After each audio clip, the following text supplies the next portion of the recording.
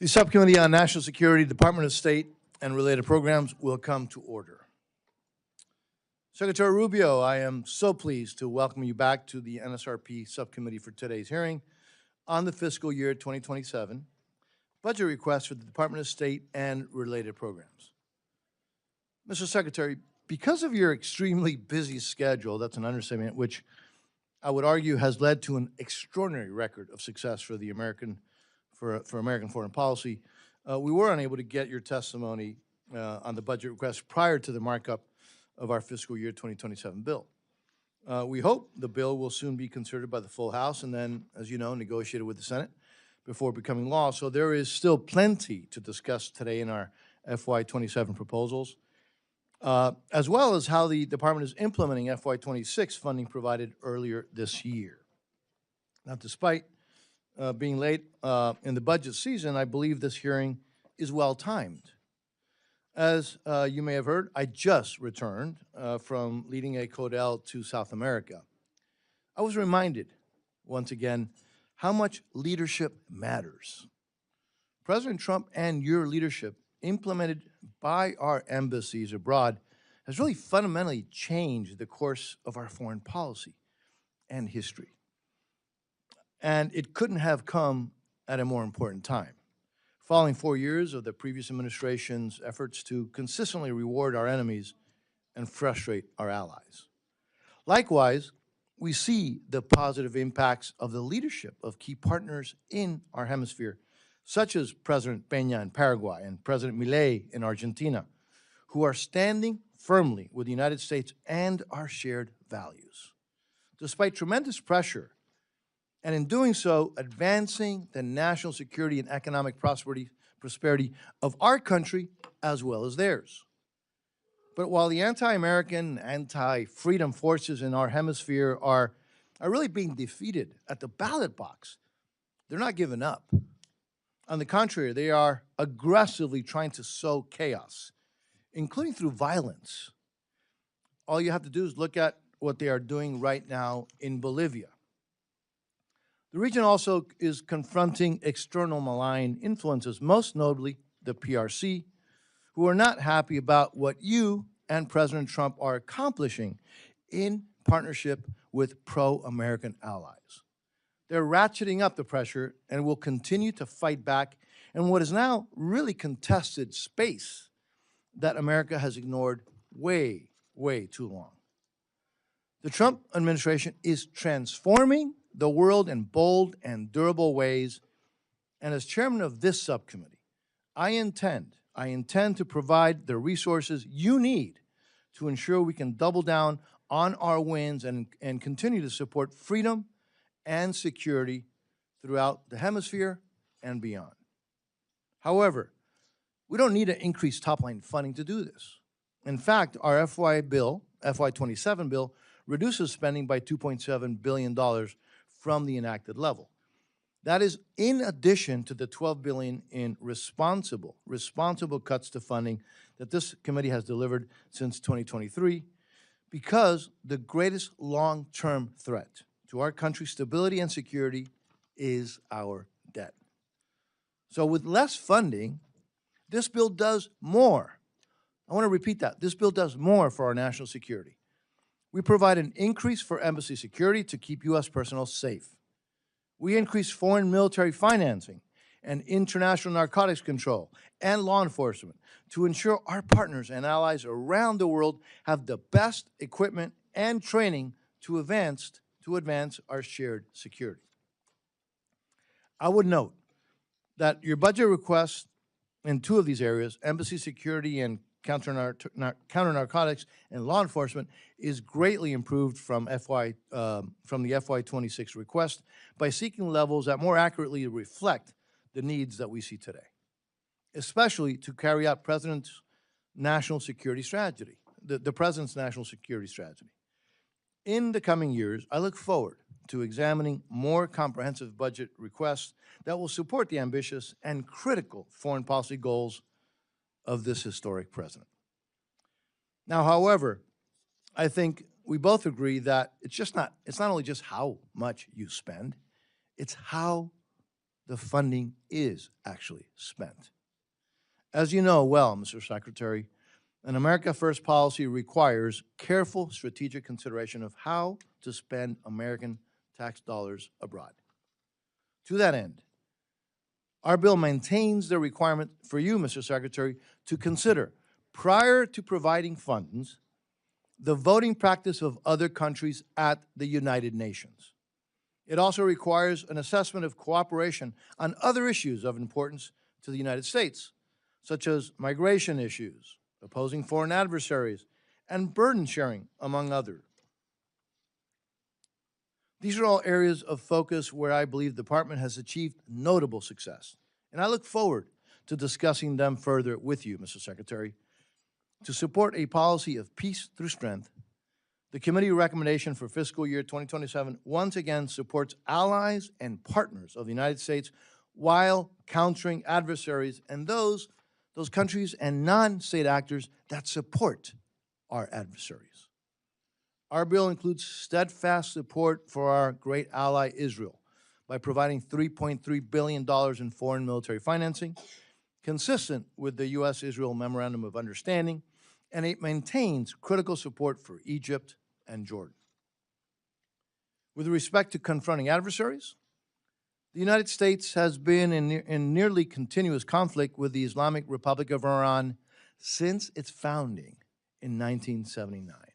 For almost 5 decades, Iranians have endured repression, violence, and torture at the hands of the evil Iranian regime, a regime that exports terrorism and brutally suppresses dissent at home and attacks the United States and our allies.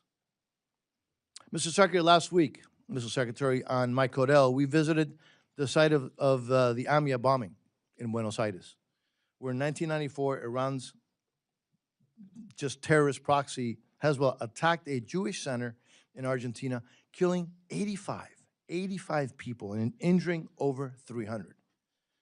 And in 1992, Hezbollah bombed the Israeli embassy in Argentina, killing 29 people and injuring more than 200. These are just 2 examples of how Iran and Hezbollah have been exporting deadly terrorism around the world for decades. We have a responsibility to do everything we can to stop these terrorist regimes before they claim more victims. Now, in my view, the coordinated military action by the United States and Israel against Iran's military capabilities, as well as its nuclear program, will help ensure the security of the United States and our allies and partners for years to come. So I'm sure members will have questions for you about these operations, including the status of efforts to help secure freedom of navigation in the Straits of Hormuz and the status of our embassy operations in the region. The committee also continues its long-standing focus on countering the challenge to the United States national security posed by the People's Republic of China and the Chinese Communist Party. This includes funding above the request for our Indo-Pacific strategy, including through fully funding the Countering PRC Influence Fund. This bill strongly supports allies and partners in the region, including Taiwan and the Philippines and Pacific Island countries. As I mentioned at the beginning, I am particularly proud of the fact that the United States has reprioritized the Western Hemisphere and put the Americas first, which has been a major foreign policy priority throughout our history. As with the President's bold action in Venezuela to remove the indicted criminal Nicolás Maduro, the United States is now decisively tackling security challenges closer to home, like putting anti-American regimes like Communist Cuba on notice. Threats to our national security should and will not be tolerated.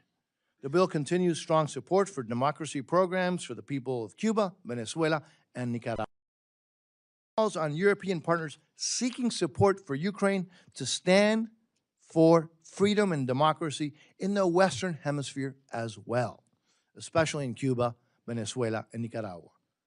One of the State Department's facilities in Argentina that we visited last week displays a plaque that reads the following. It says the following, quote, quote, democracy is still the hope of the world.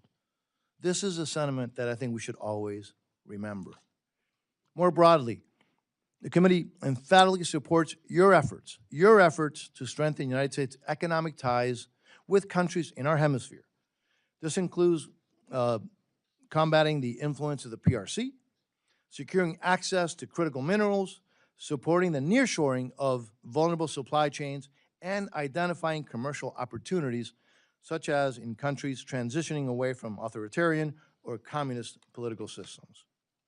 All of these areas of emphasis align with administration priorities, and I look forward to working with you, Mr. Secretary, on the implementation. Mr. Secretary, we have endeavored in the committee to provide you with the resources and the flexibility that you need to implement the President's America First foreign policy. We appreciate your team working with us to implement committee directives from fiscal year 26. And I want you to know that we will work very closely with you on your priorities as we advance this bill through the legislative process. Now, before I conclude, let me thank you for your service and your family, Mr. Secretary, and also reiterate how much we appreciate the service of the men and women of the Department of State. Let me now turn to the ranking member. By the way, another great Floridian, for her opening remarks, Ranking Member Frankel. Thank you, and welcome. Mr. Secretary, you know, it really is something that the three of us all served in the Florida legislature together a long time ago. And I also want to say, I want to just thank my chair, who we work very hard on bipartisanship, because one thing I do really believe is when we're talking about facing the world and the challenges, that we have to try to be on the same page. Now, we do have some differences of opinion, which I will talk about today. And I also want to say, Secretary, I saw you this morning, your testimony. This is a very rigorous day for you, and we see you all over the world. And I thank you for your service. I may not agree with everything you say or do, but I have a lot of respect for the time and commitment that you put into your job. On the budget, I'm not going to talk that much about the budget. I really, the comments I have are really going to be on what's going on in the State Department from our point of view, the Democrats' point of view. We do have a couple of missing members I want people to know, because it's primary day in some of the states in this country, and so they're out actually in their reelection. It's not that they didn't want to see you. I just want to say on this budget, last year we worked out, I think, I didn't like the top lines. I think we could have had more money, but the fact is we did come up with a bipartisan agreement. This year, our budget passed here only on Republican support. For us, things were missing, like our paying our dues to the UN, family planning for the women of the world, human rights. We think we have to do a better job on that. And I hope as our budget goes through, we can get together on those points. But at the core of this hearing is about whether America leads or retreats, whether we prevent crises or wait for them to become catastrophes, and whether we preserve the diplomatic, development, and humanitarian tools that makes and will make America safer, stronger, and more prosperous. Mr. Secretary, when you started your tenure at the State Department, I was honored to attend your welcome. I will tell you that I thought you were there with me, right? Or I was there with you. We were together. We were together with a lot of other people. And I would just say this, your remarks were inspiring. And I left very, very hopeful about your commitment to democracy and American leadership. And then what happened? Doge came in with Elon Musk. I'm not going to go through the litany of names, came in with what I think was an insidious sledgehammer. Because we have witnessed the devastating consequences of the devastation and dismantling of USAID, the terminating of critical health and development programs, and forcing thousands of experienced public servants out of government. And the consequences are not hypothetical. People are living in some of the world's most vulnerable countries, places facing poverty, conflict, hunger, and weak health systems that have long relied on American partnership and leadership. Places like Sudan, Haiti, Ethiopia are losing access to health care. Families are going hungry, humanitarian crises are deepening, and Americans' influence is shrinking as our adversaries are expanding theirs, AKA, of course, China. In just 1 year, Mr. Secretary, these cuts have contributed to more than 750,000 deaths worldwide, roughly 88 lives every hour. Malaria is surging. HIV treatment programs have been disrupted. Health centers have been closed. We hear reports from countries like Haiti, the Democratic Republic of Congo, Bangladesh, and Jordan, where cuts to family planning have forced more than 1,400 clinics to shut their doors, leaving an estimated 9 million women without care and contributing to increases in hemorrhage, infection, unsafe abortion, and preventable death.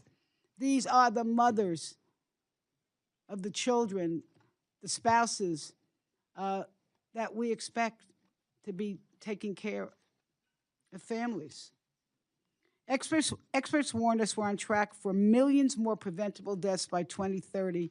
And meanwhile, a dangerous Ebola outbreak in the Democratic Republic of the Congo is spreading rapidly, making it harder to contain by the administration's decision to cut funding to the World Health Organization, which has resulted in their staff cuts. And now, this is a good one, or a bad one. At the direction of the vaccine conspiracy theorists, also known as Robert F. Kennedy Jr., the Secretary of Health and Human Services, this administration is continuing to withhold funds from Gavi, the Vaccine Alliance. And this is an organization which has helped save more than 20 million lives since 2000, immunized more than 1 billion children, strengthened health systems in some of the world's poorest countries, and help prevent the outbreaks of the deadly diseases such as measles, polio, pneumonia, retrovirus, and yellow fever, stopping them from becoming global threats. And now the administration has dramatically expanded the global gag rule, which was in many ways a killer to women, but now to conditioning vast swaths of non-military assistance on ideological requirements unrelated to the mission of foreign aid. And this will disproportionately affect the LGBT community. We should not let ideology get in the way of protecting human rights. At the same time, an understaffed and weakened State Department is expected to absorb the full scope of America's diplomatic, development, and humanitarian responsibilities while operating under restrictive, politically driven directives that often bypass congressional intent. And boy, has that been happening. We were promised that the State Department's reorganization would empower regional bureaus and strengthen American leadership. We do not see that happening. We were told that congressional directed programs would continue. Instead, priorities that Congress has funded and mandated, including food security, clean water, education, and women's empowerment, have been sidelined with little transparency and no clear implementation. And the reality is simple. Too few people are being asked to do too much without the expertise needed to succeed. More than 100 ambassadorial positions remain vacant, including many in Africa, a continent that will be home to 1/4 of the world's population by 2050. And meanwhile, many of our most experienced developmental technical experts, they've been pushed out, leaving an already overwhelmed State Department staff to fill the gap, because it seems to us that the American appears more focused on short-term transaction than long-term stability. And we are now seeing, and this is shocking. We are seeing life-saving assistance treated as leverage, only offering countries to agree to unrelated demands involving trade, deportations, and critical minerals to get the resources they need for their population to thrive. That's not partnership. I call it coercion. And, around the world, the humanitarian crisis continues. The war with Iran has now entered its 13th week. The Strait of Hormuz, I'm not telling you anything you don't know, remains largely closed, disrupting energy markets and the movement of fertilizer, not just oil, fertilizer, food, and humanitarian supplies. And these consequences are not only felt abroad, but also, of course, here at home, especially to our farmers. So in communities where America assistance was once promoted, stability, where we promoted stability and opportunity, new research is already showing an increased instability and a conflict following the abrupt dismantling of USAID programs with no substitute. At the United Nations, the United States is increasingly absent from critical discussions on human rights, democracy, and women's empowerment. And even as we expect the international community to support our priorities, while we fail to meet our own commitments. That's getting back to our 2027 budget. We need to pay our dues. The result is clear. Our alliances have weakened, our credibility has suffered, and American standing in the world has diminished.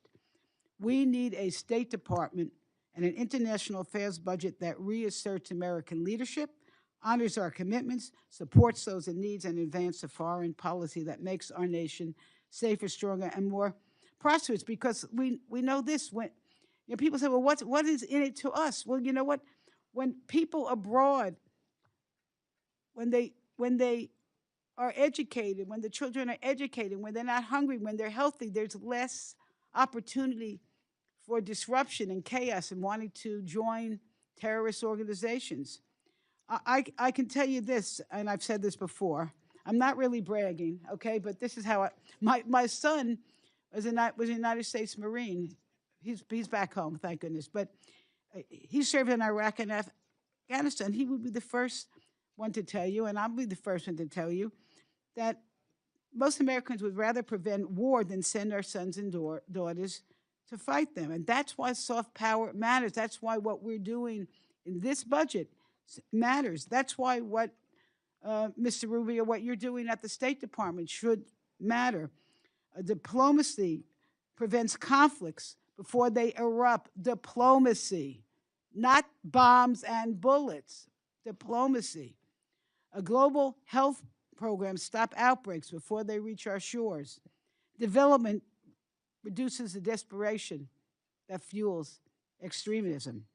And strong alliances ensure that we do not face threats alone. That's how America leads. That's how America stays safe. And unfortunately, it seems to me, it's my opinion and some others, the administration has abandoned that proven strategy. And Mr. Secretary, really, and I say this in good spirit because in the end, I hope we can come together on our budget. And I hope you'll share today with this committee how the United States intends to meet today's global challenges without sacrificing the diplomatic, development, and humanitarian tools that have long advanced our interests. And we'll look forward to your testimony and to the questions of my colleagues. And with that, Mr. Chair, I yield back. I thank the ranking member. And by the way, having a member of the U.S. military in your family is a very good reason to brag. All right. Absolutely. Okay. So we'll now yield to the ranking member of the Appropriations Committee, Ms. DeLaura, for her opening statements. You're recognized, ma'am.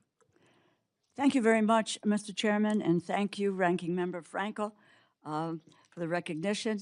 And I want to just say welcome, Mr. Secretary, and look forward to your testimony and questions.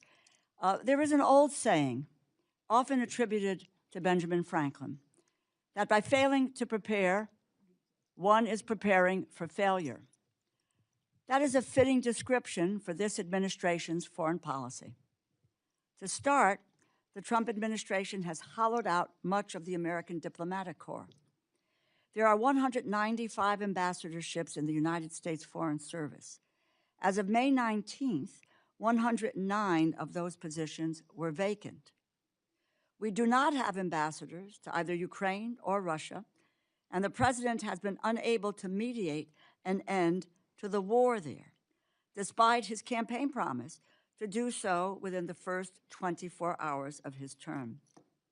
Conflict in the Middle East continues to escalate, with ceasefires all but abandoned. Prime Minister Netanyahu has announced he intends to deploy Israeli forces to occupy 70% of the Gaza Strip, while continuing strikes in Lebanon.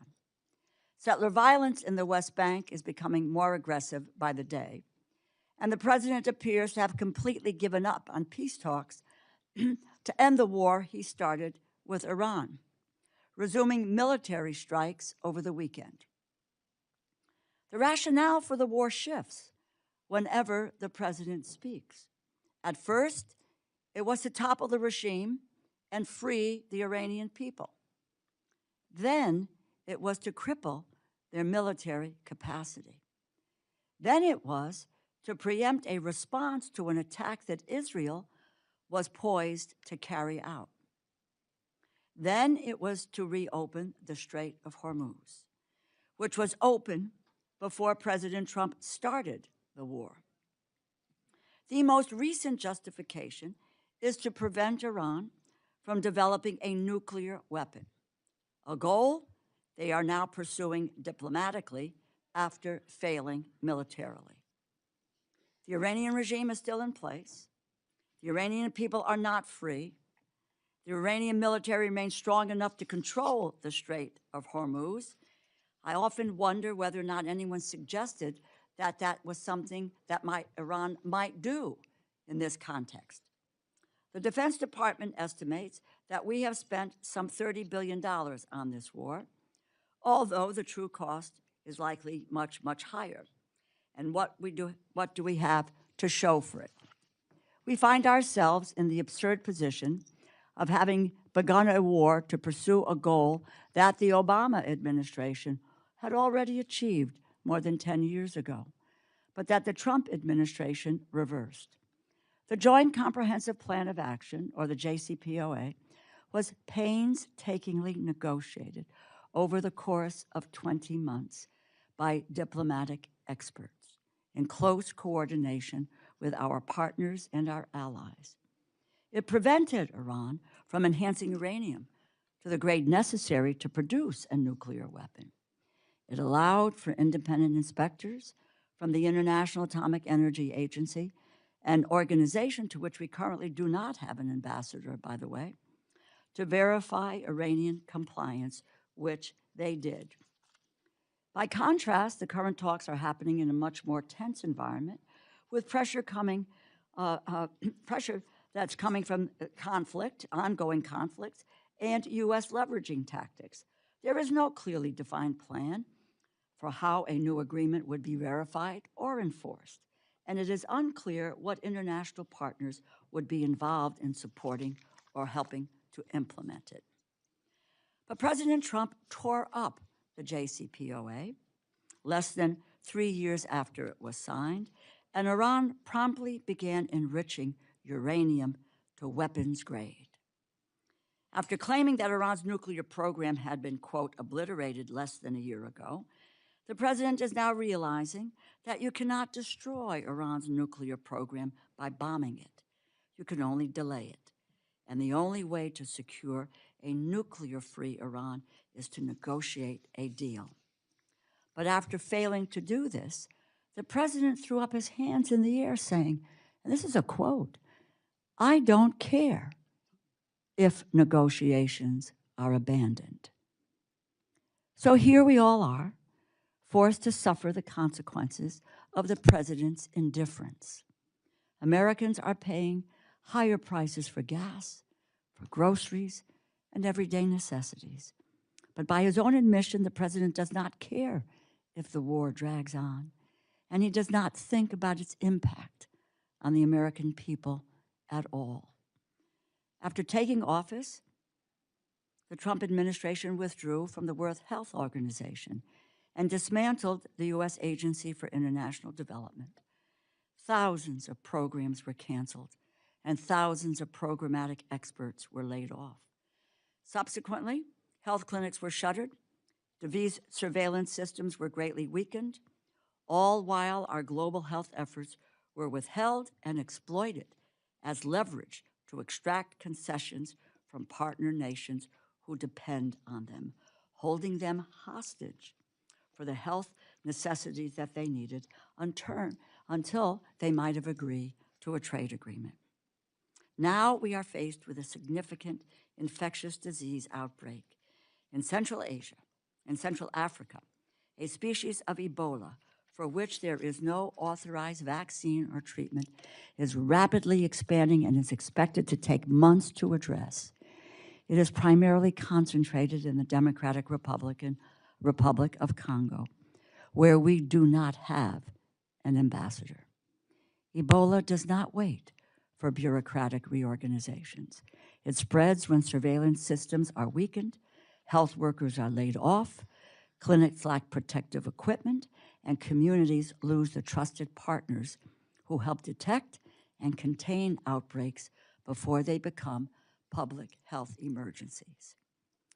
Thanks to years of investment through the Department of Health and Human Services, we have a number of facilities in the United States that are equipped to safely treat patients with Ebola, as well as other infectious diseases. In the 2014 Ebola crisis, we established these facilities. We made a $160 million investment. But this administration is blocking those specialized facilities from receiving Americans who are infected. We have asked numerous U.S. government employees and partners to put themselves in harm's way to help us keep safe. And how does the Trump administration repay them? By slamming the door in their face. The United States spent years building the relationships, supply chains, laboratories, and community health networks that help stop deadly diseases at their source. The Trump administration tore apart that capacity, and now the consequences were unforeseeable. They were not. They prepared for failure, and now it is here. Congress and the American people deserve answers. Secretary Rubio, thank you for taking the time to appear before this committee today. We look forward to hearing your testimony and getting some answers to our questions. I thank you, and I yield back. I thank the ranking member. Secretary Rubio, your full written statement will be placed in the record. As you know, please feel free to summarize your testimony. And again, thank you for being here. You're now recognized, sir. Thank you. Thanks for having me here today. I think I'm going to skip the long opening. You have it in writing. I'll just do a couple brief points. Rather spend the time on your questions. It'll probably be a better use of our time. Just suffice it to say what I told you a year ago and getting back to that point now. A couple things. In terms of U.S. foreign policy. Stop supporting Israel! Stop supporting Israel! Israel committed a genocide in Palestine that's still ongoing, and now they're committing another genocide in Lebanon. And what are you doing? You're serving Israel! Stop serving Israel! All right. The core of our, is that, can continue now? All right. Mr. So Secretary. the core of our foreign policy must always be the national interest of the United States. That is basically defining what that national interest is and then operationalizing it in such a way that our foreign policy reflects it. This is across the board in the work of diplomacy and the place in which and that requires prioritization, by the way. It requires us to prioritize some parts of the world over other parts of the world, some issues over other issues. That's just the reality of limited resources, and every country in the world has limited resources, including the United States, despite our vast resources. The second is in terms of how we procure aid and how we provide aid. We are still the world's largest aid provider, and I mean by far. Like, there isn't a close second. But we don't want aid to solely be judged by how much you spend. We want it to be judged by what its results are. And I think we can talk about it today, but there are a couple points that I would raise that I think are very promising. The first is we've now entered in the global health strategy over 32 health compacts with countries around the world. And these health compacts basically are, the countries that are signing them love it not just because they're getting the resources, but because we're investing in their domestic resources. In essence, we are trying to lay the groundwork in many of these countries where one day they will no longer need foreign aid because they will be able to sustain it. We're helping build the internal infrastructure other than, as opposed to relying on extensive NGOs and things of this nature in the long term. We want them to build their own domestic capacity. We'll help them, and they're very happy because it also gives them sovereignty over the way some of their aid is being dispersed in those countries. Likewise with humanitarian assistance. One of the great success stories of the last year is we are able, in a time of disaster, to respond faster than we were responding under previous administrations and organizations, and with much more effectively. Jamaica is a great example. They had a hurricane in the Caribbean. Jamaica was heavily impacted. We were able to respond very quickly and very effectively. The same has been the case in a couple of typhoons, and we're doing it now with Ebola, where we were able to program upwards of over $200 million very quickly in responding to it, down to the point of being able to, even through diplomatic means, establish a facility in Kenya for any Americans that are infected as an observation post for Americans. If someone's infected with Ebola, they will be transferred to a facility that could care for them. If they're not infected after the observation period, they'll be able to return to the United States or wherever it is they're traveling to. But we've also provided assistance to the individual or partners that we have at the UN and in other places in providing aid immediately. So I would say that today, foreign aid has become more nimble, more responsive. It's operating faster because of some of the flexibility that you've given us to respond, but also more creative. And that's particularly true in the global health strategy. We can talk more in depth later on about some of the arrangements that we've made with international organizations. As an example, the Global Fund, and our ability to meet our commitments to them. We've worked very closely with them. They're very, very happy with the way we've outlined our contributions to the Global Fund. I think there's a statement today from the UN and OCHA on the work that we've done with them and the ability to provide them the funds and resources necessary to carry out their mission. So I would just say that I feel like, while it is still ongoing and there's always a process, I feel like we have made dramatic improvements in the way American foreign assistance is delivered across the world, but we're able to do it now, not just in a targeted way, but in a more effective way, in which it's not simply being judged by how much money you're spending. It's being judged by what results are you getting from it.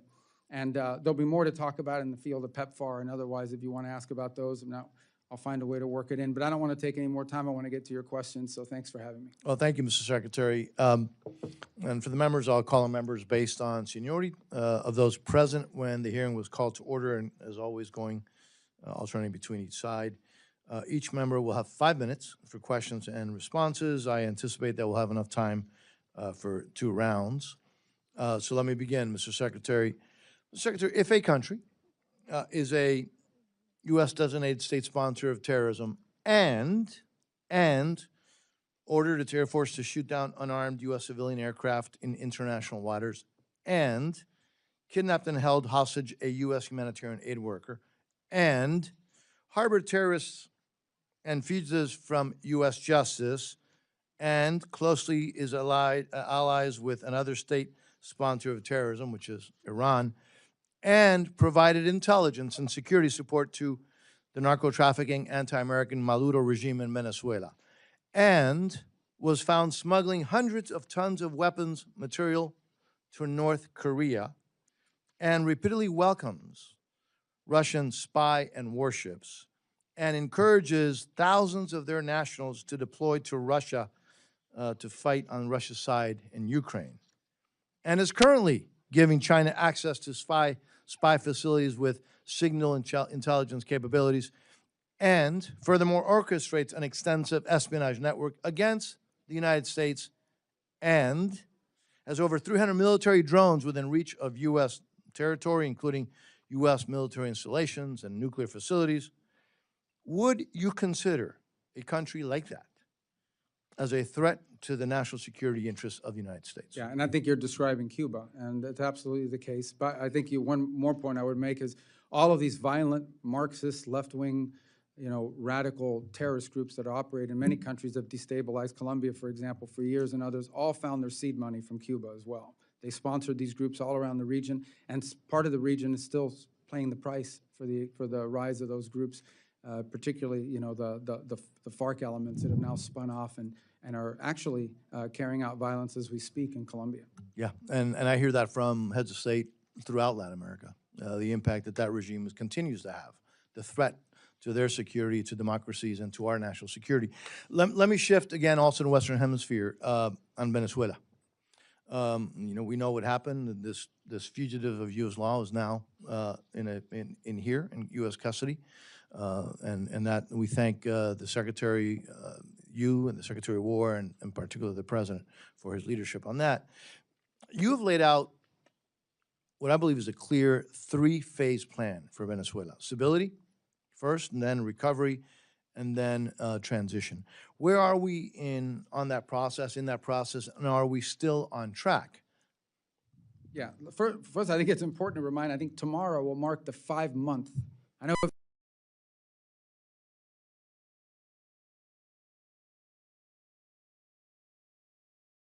3 years ago, 7 years ago, 5 months ago. That's how long we've been into this process. So let me say, Venezuela is not today where we hope it will be for the peoples of Venezuela's sake, but it is on a trajectory that I think is a very positive one if it continues, and it has to continue. As you said, our first priority was stabilization. We did not want to see mass migration. We did not want to see a civil war. We did not want to see societal breakdown, and that required working to the extent possible and wise with existing institutions, not to preserve them or to perpetuate them, but to ensure that we didn't have systemic breakdown. The second is recovery, which is the phase I would argue we are primarily in right now, and that is the ability to recover their economic vibrancy, to allow small businesses to develop and the like. And part of that is ensuring that the wealth of that country, which is primarily through mineral resources that are and energy resources, are going to help the people of Venezuela directly. And that's what you see through the Treasury blocked account, is that the money that they're generating from these oil sales is being driven to pay for things like salaries and to buy medical equipment and things that are beneficial to the people, not being pilfered and used as side hustles to help, you know, cronies. Obviously, more work remains to be done. Ultimately, and other things that need to happen, ultimately, the answer in Venezuela is a free and fair democratic election, because it's not just the right thing, it also is necessary in order for them to be able to attract the kind of investment that they want. In order for it to be a long-term and investable place that can attract the kind of capital and interest and normalize the way their economy works, they will need to have a government that is legitimately in place through elections. But you have to create the conditions for that. Those conditions include free and open media. We've seen independent journalism operating again in Venezuela. That's been a positive. You need to give space and time for political parties to organize and prepare them, position themselves to participate in those elections. You need a new electoral council because they're the ones that are going to be counting the votes and ensuring that the vote is legitimate. All that work is ongoing. There are multiple areas of cooperation with the interim authority, some of which are not publicly discussed in the proper setting we could, that have been very positive. And I also think, for talking about diplomacy, we now have an embassy open there with Americans on the ground every single day, interacting with the business community, with American businesses that are interested in coming in, with members of the interim government, and also members of the opposition. So I think we're making good progress. We're not where we need to be, but we're only 5 months in, and I think it's important to remember that, because this will take some time. We're dealing with 16, 18 years of a system, and reversing that responsibly will take some time, but we're moving in that direction, I think, in a good pace. Thank you, Mr. Secretary. The Ranking Member, Ms. Frankel. You're recognized. First, just very quickly, you know, Iran's proxies have been the cause of so much human suffering, not just in Israel, but around the world. Of course, Hamas was responsible for the attack on Israel. We see Hezbollah shooting rockets into Israel, but other parts of the world. Question is, are billions of dollars or any funding going to go back to Iran so that they can resume to fund their proxies as a result of the deal that you are talking about? Well, first of all, the deal that we are talking about, or the deal that you've seen reported in the media, is a dynamic situation, because the first thing, sort of what needs to happen at the front end is they want us to lift our blockade so they can get their ships to market. That isn't going to happen unless they open the straits. So that's the first thing. The second thing that has to happen related to the first is they have to agree to enter into negotiations that are on very specific topics, which they have not been willing to do in the past. Number one, they have to agree to negotiate on the issue of no enrichment. Number two is they have to be willing to agree to dispose of the... I don't mean to... I know, but it's going to get to your point, I okay, promise. Please, okay. The second thing is that they have to agree on the issue of the highly enriched uranium. Now, what you're asking about is, what about sanctions relief or frozen funds and assets? So let's begin by saying that this regime, as you have rightfully pointed out, even despite sanctions, even despite all the pressure, have found a way to funnel money and resources to these proxy groups. What's being discussed is what do they get in exchange, what nuclear sanctions that have been on them do they get in exchange for compliance for the reason, if they comply with the reasons why those sanctions were put in the first place. All of that will be condition-based, meaning no, there's not going to be some sort of advanced signing bonus or good faith front. I mean, really, my money. question is the administration contemplating returning money to Iran so that they can continue to fund these proxies, all that are hurting millions of people? Yeah, well, if the money is going to fund the proxies, then it won't be returned to them, obviously. I think the question you're really asking is what concessions are you willing to make in a negotiation? There are specific sanctions. Some of them are congressional, some of them are UN, and some of them are from the executive branch. But there are specific sanctions that are in place related directly to their nuclear program. All right, well, let me just. That's why they were put in place in the Listen, first place. we're taking back my time. I would just say this. I would urge this administration not to give money to Iran to continue the work of their proxies. But let me move right on, because I want to talk to you about what's actually happening at the State Department. USAID was dismantled. They did so much of the development work, humanitarian work around this world. You told us that the regional bureaus and embassies were going to do the work. We have sent directives from Congress to the State Department, and for example, millions for education, for agricultural capacity, for water and sanitation. How would our directives getting to these regional bureaus and to the diplomats? And when you have 100 plus missing diplomats, who's getting our directives, and what are they doing with them? Well, first of all, I think 100-something missing, we were saying, is the unfilled ambassadorial posts. But every mission of the United States is staffed. If they don't have a Senate-confirmed ambassador, and we would prefer to have Senate-confirmed ambassadors. Now, as you know, there's a process for doing that. Some of it's, I think we've only gotten like 100-something nominees in State Department through the Senate.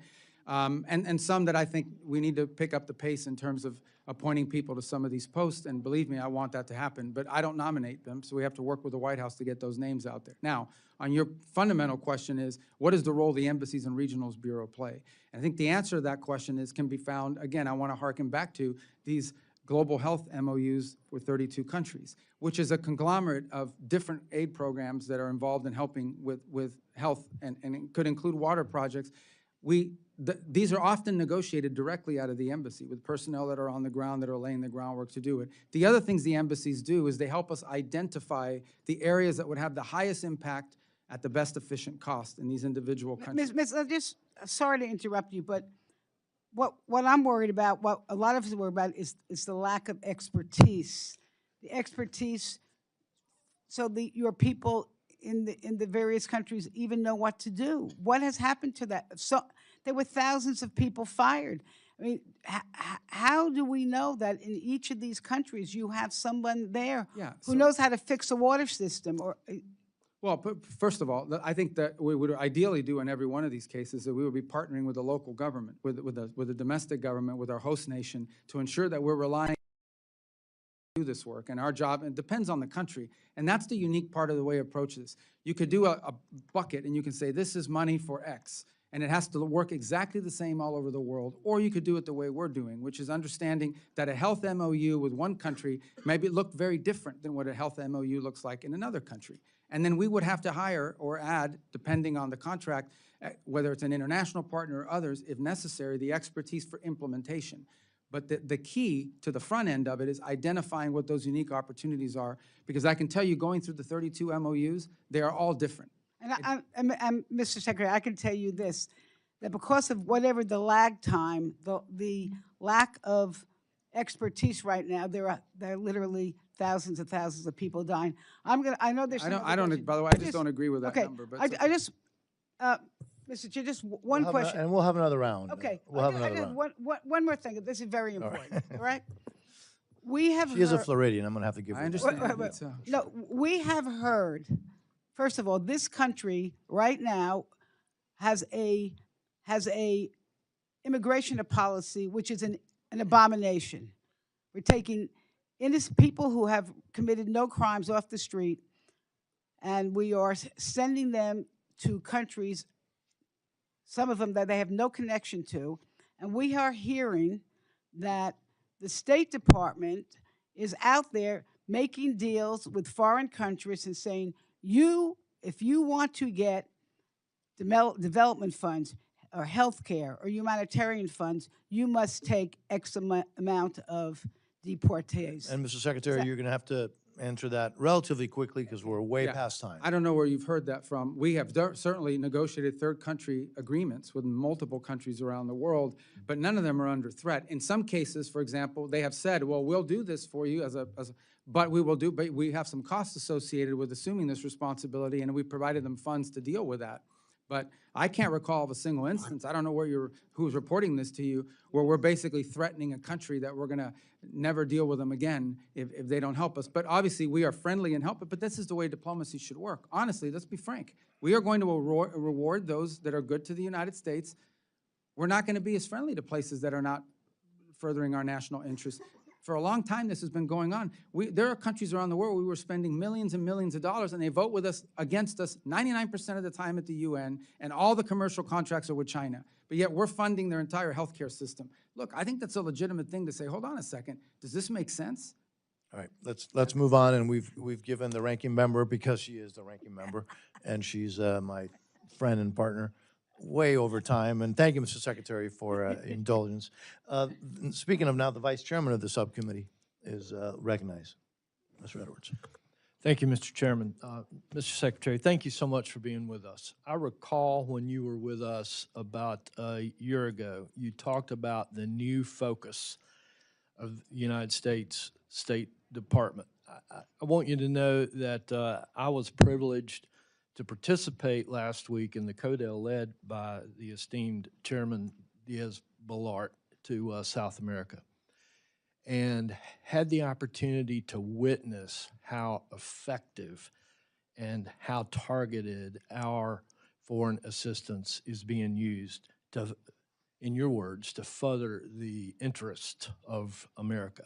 It was so incredibly obvious through the empowerment of the ambassadors that I was able to meet there, through the sense of respect that those ambassadors carried, along with not only the empowerment that they had, but the sense of respect that they had from the people in those countries, almost to the same level as their very own heads of state. And it was so heartening to see your words put into action in those countries. It's truly working. We saw evidence that narco-terrorism is being eliminated. We're saving lives here in America because of that. It was obvious that the influence of China is being diminished, and that the United States is being so much more recognized as not only a military and economic strength, but as that soft power that I continue to hear members here on this panel speak of. And so I just commend you and the administration for the work that you're doing. I got to witness it firsthand, and I appreciate the chairman leading such a distinguished CODEL to let us see and learn those things. One of the things that you spoke about a year ago was recognizing America's humanitarian responsibility in countries like this. And I've had a number of organizations, the NGOs, that are charged with administering humanitarian assistance. Talk to me about concerns with the predictability of the funding that this committee has appropriated. And I think you can probably agree it's necessary for them to be able to predict when that funding will come available so that they can plan human resources, so they can plan on supply lines and that sort of thing. What advice can you give this committee and those folks that are charged to implement the humanitarian needs on how we can work better with the State Department on that predictability? Well, first of all, it's, unless I know the specific programs or it's a little bit harder to opine in general on what you've outlined, other than to say that I think what they'll find, certainly over time, is that their ability to get answers will be much quicker. Now, we still have an obligation and a due diligence requirement in any contract we award, any grant, any monies we obligate. We have to make sure the money's being spent on what it's supposed to be spent on. We have to make sure that it's being dispersed at an appropriate rate and that we're getting a result for it. So I think what they'll find over time is that the system that is managing this for them now will be a lot less Byzantine, a lot less bureaucratic. They may not always get the answer they want on some of these programs, but they will get their answer faster. Our ability to deploy and to partner with an NGO in case of a humanitarian crisis is an example right now with Ebola. I mean, that is something that has required us to ramp up opportunities to keep it, constrained and ultimately to help deal with it. And we have partnered with Samaritan's Purse. We have partnered with some others who are involved, and some international organizations as well. And our ability to deploy and quickly provide the funding for that, more of a sort of an acute event as opposed to a chronic one, is better than it used to be. We are responding much faster than it was in the traditional system. And the more legacy projects, I think what they'll find over time is once this becomes systemized year in there, they'll become more familiar with our systems, and they'll find that certainty that they need in terms of planning and so forth.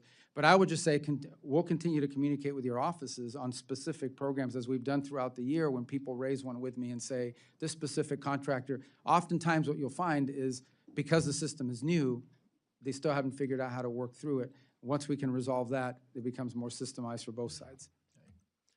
Thank you, and I look forward to working with your department in order to do that. Great, thank I you. yield. Thank you. Just a note that on this side, we've been on time, but I'm not complaining. The ranking member of the full committee, it's a privilege to recognize you.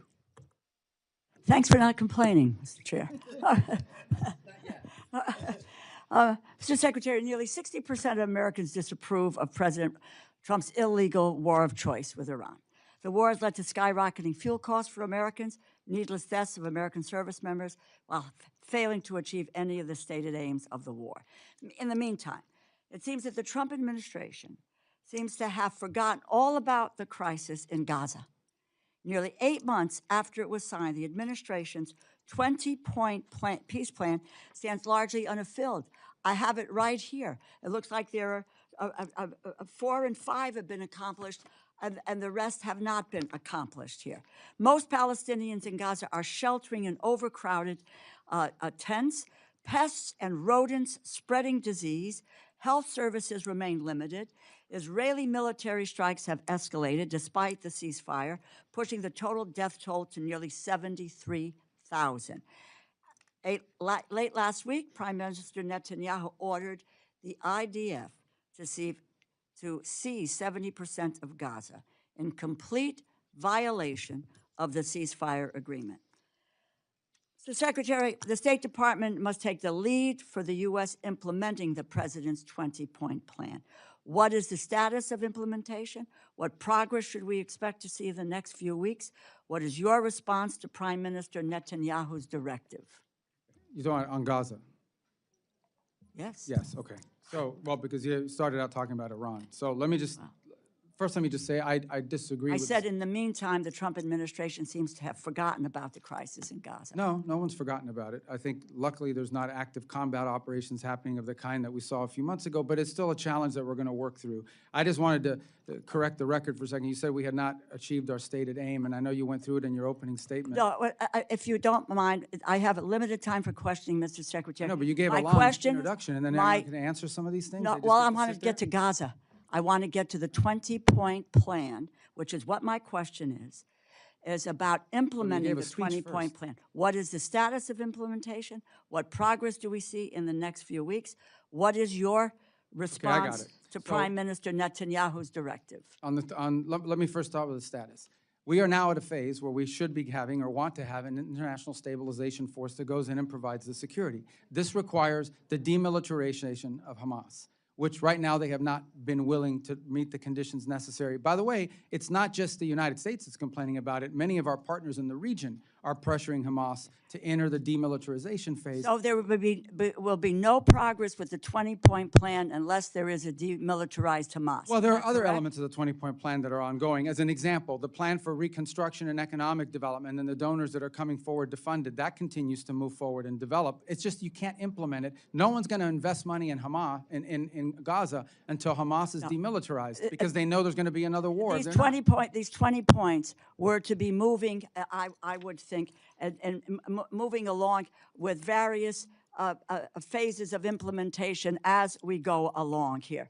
In terms of also humanitarian aid, it is all laid out, but as I said, there are only two that have been apparently implemented. No. That is with 72 hours of the hostages will be released. So Netanyahu's directive, IDF sees 70% of Gaza. Just your view, because I need to move on. Yeah, our view of it is, I think those comments he made last week in an appearance that he did somewhere, we have a plan, it doesn't call for that. And at the end of the day, we understand that what we want, and I think what the Israelis would ultimately want, is a Gaza that is governed by a non-Hamas. So you have no opinion people- on the IDF seizing 70%? Well, he of made that Gaza? statement, but that's Well, not but part of this plan. This plan doesn't call for that. What this plan calls for, and it's what we're committed to carrying out, is that But the there people has of been Gaza no are governed by- implementation of the plan. Well, that the people of Gaza are governed let by me a just- technocratic Palestinian government, a Palestinian. Please, Mr. Secretary. No, we but go you're round asking and me round. questions. You're not letting me answer. Yes, you are answering them. No, you're not answering them because you don't have answers. But you don't let me finish. Let me just say this. And first of all, you talked earlier in your comments about humanitarian assistance and how quickly it's going out. Quite frankly, that hasn't really happened in Gaza. Commercial, not just commercial, humanitarian aid going in. Let me just talk about That's the false. humanitarian assistance. That's a false statement. I have to It is correct not you a on false that. It's not. statement. We spent hundreds of millions of dollars in humanitarian aid in Gaza already. And that includes through the World Food Program and other organizations. You know, I've talked to Cindy McCain at World Food about the situation, the humanitarian crisis in Gaza. So have I. And the food and Talk to her all the hunger, time. and In it's fact, I met not with her a month there. ago, and she It's would not disagree there. with you. Let me just continue on. Humanitarian situation in Gaza worsens. At the same time, the Israeli government has ramped up its pursuit of a de facto annexation of the West Bank. Oslo Accords have been torn up. Demolition orders for Palestinian villages are on the rise. Incidents of settler violence have surged with no accountability, and the construction of settlements and outposts continues at a rapid speed. From May 12th to May 18th, Palestinians faced more than 50 attacks by settlers across the West Bank, including arson attacks that damaged a mosque, homes, farmland, and vehicles. The UN Office for Coordination of Humanitarian Affairs has documented an average of 6 such attacks per day. The Israeli government has begun proceedings to demolish the Palestinian community of Khan al-Ahmar, just east of Jerusalem, as part of its goal of constructing settlements along the E1 corridor, which would bisect the West Bank, foreclose the possibility of a continuous Palestinian state. Mr. Secretary, do you believe that the situation in the West Bank is one that leads to greater cooperation between Israelis and Palestinians, or will create conditions for a two-state solution and promote Israel's two-state solution, in my view, will promote Israel's long-term? As the president has stated clearly and repeatedly, he is not in favor of these changes or these changes in the status in the West Bank, that it potentially complicates our ability to work out the deal in Okay, Gaza as thank well. you. And the president's been consistent. He has said this multiple times, and we've shared that with our Israeli counterparts as well. And what are we doing to deal with settler violence? We will in do the West that on Bank? if that's all right, we'll do that in the second round Fine. because we're way over. Thank you very much. No, Mr. thank you. Chairman. Thank the ranking you. member. Thank you.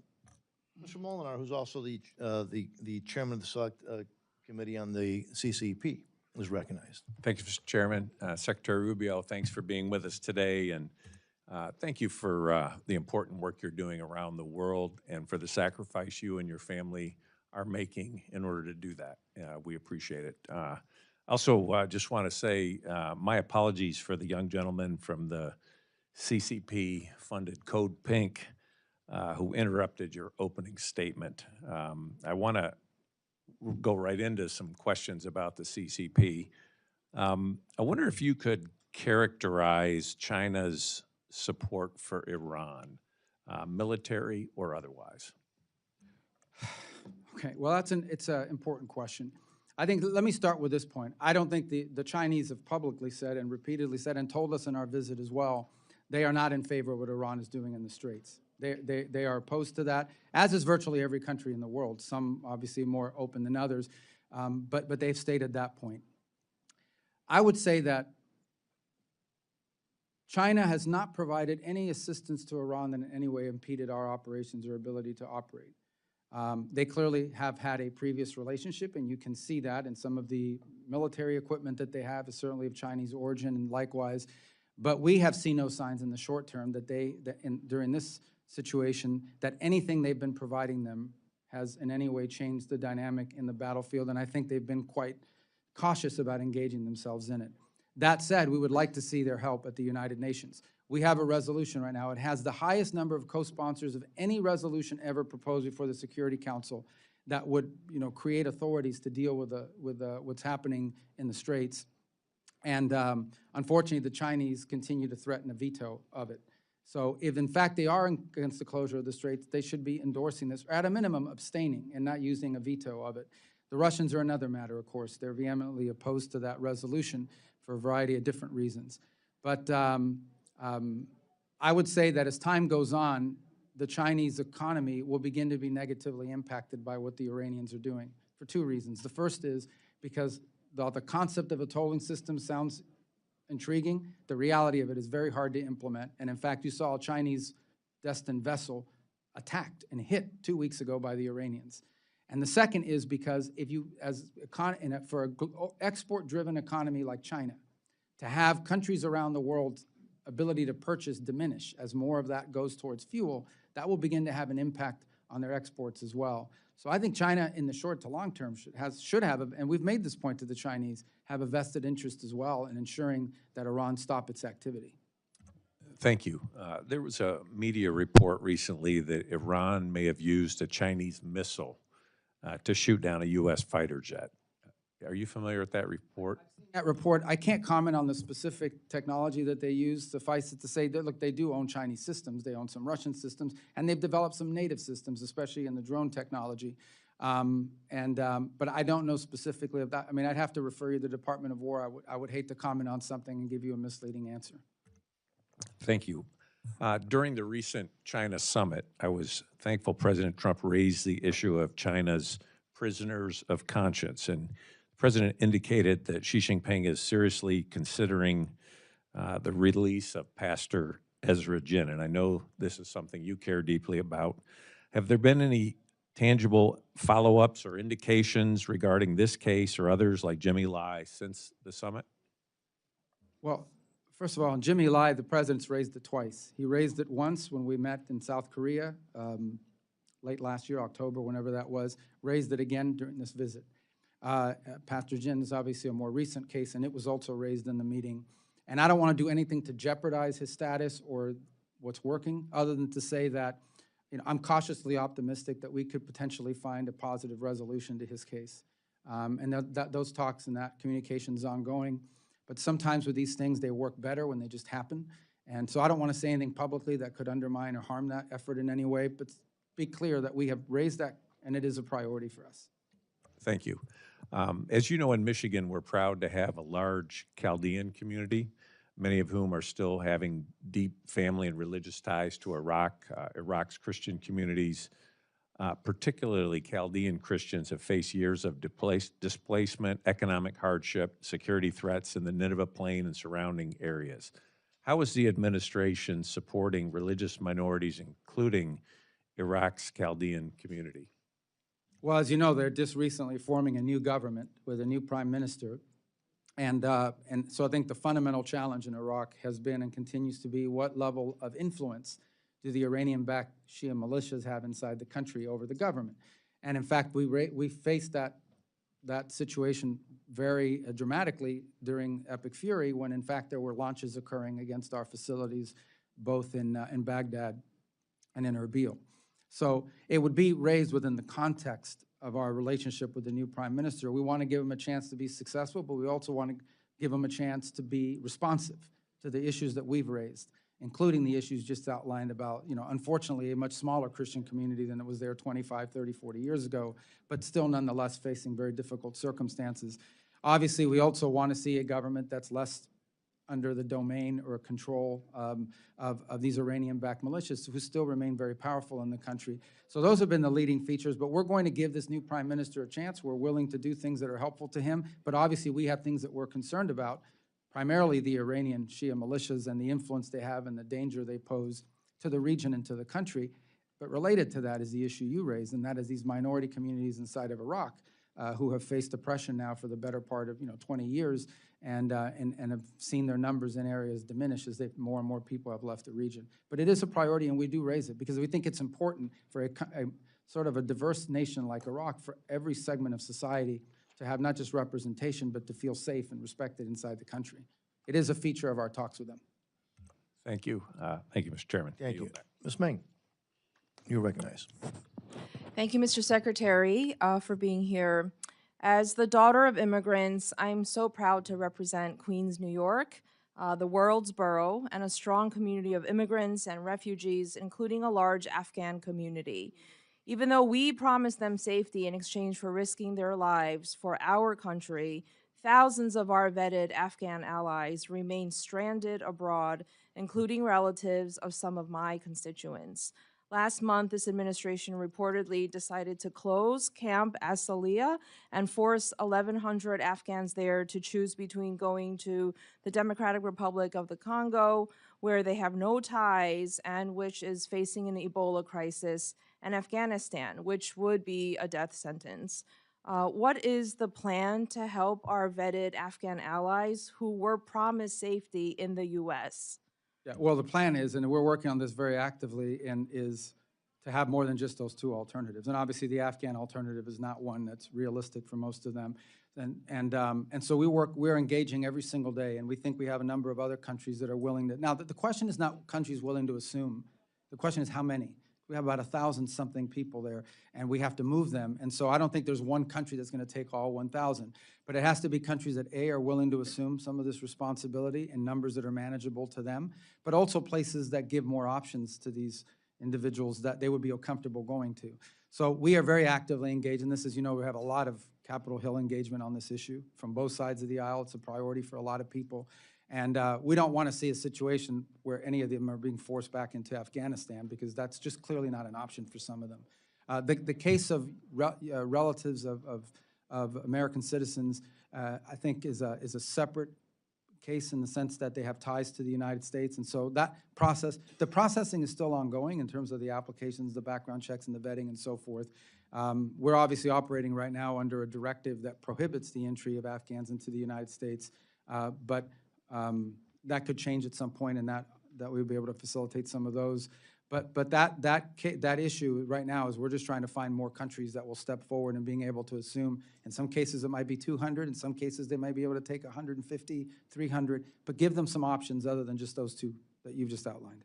Can you rule out third country options, especially DRC? You mentioned earlier that the State Department won't deport people to conflict zones. Can you rule that out going forward? You mean rule out the DRC? Yes. Well, ultimately, these people would have to agree that they're going to go to DRC as well, because that's what we want to do, is give them 7 or 8 options rather than 1 or 2. And I imagine if we can find more options for them, and there are some countries. Look, I think the problem is not that I'm trying to, we could probably talk to your staff about it.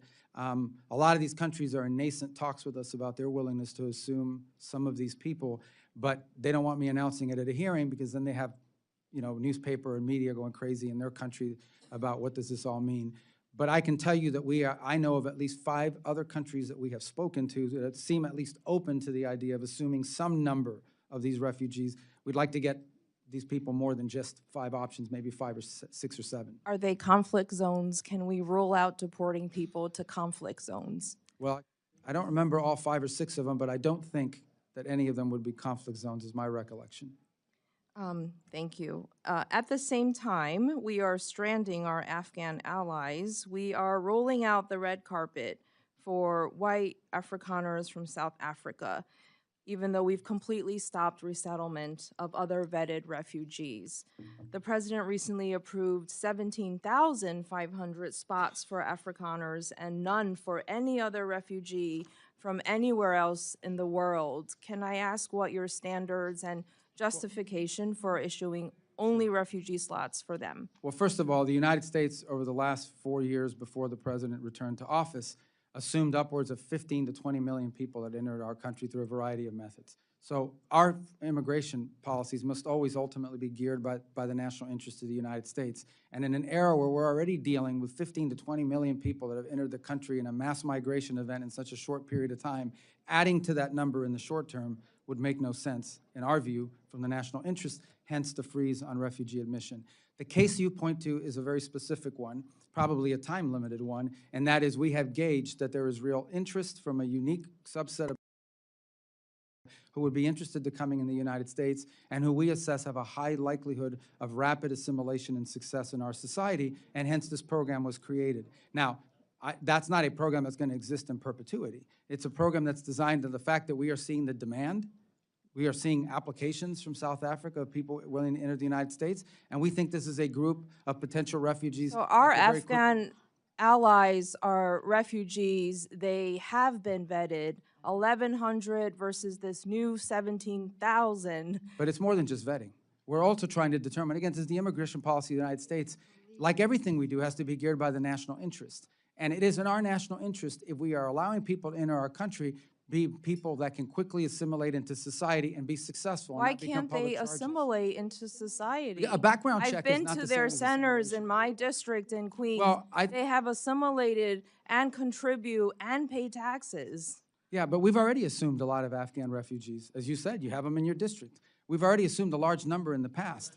The point is that the general policy has been to limit the entry of refugees from all over the world and then to create the special track because of a unique circumstance in the short term of a high demand from a number of immigrants that we have determined, if they pass the vetting and the checking, will very quickly assimilate and contribute to our society. That's what by the way, that's what our immigration policy should always be about, is what's good for the country. I think it's important for America to keep our promise as well, in the interest of national security, our word to our global allies, to people who we made a promise to. 1,100 versus 17,000, 1,100 vetted allies who already helped this country. I think they should be given consideration and not sent to conflict zones. And I think, Thank you, I I yield don't know back. if, Mr. Secretary, you want to, and you've already answered, do you want to say anything else? No, I mean, we talked about the point and the decision that was made. Yep. Mr. Alford, you're recognized, sir. Well, thank you, Chair. Thank you, Ranking Member and the Ranker for our full committee. I do want to recognize you, Mr. Chairman, for the great work that you've done to help rein in the spending while still protecting America's national security interests around the world. Last year, Chairman Diaz-Balart delivered a 16% reduction from fiscal year 25 enacted levels, nearly $9.3 billion in savings, without compromising support of our closest allies or weakening our posture on the world stage. This fiscal year, the committee built on that success with an additional 6% reduction, cutting another $2.69 billion while still maintaining robust funding for Israel, Taiwan, Jordan, Egypt, and critical Indo-Pacific security programs. These reductions, Mr. Secretary, are only possible because of you and your leadership, which has forced partner nations to shoulder more of the burden and make sure that American taxpayers are no longer footing the bill for countries that refuse to meet their obligations and that really aren't on our side to begin with. And so I salute you. Sir, there is a lot of noise in this world. There's noise out in the hallway. There's noise that we've seen on the back row here.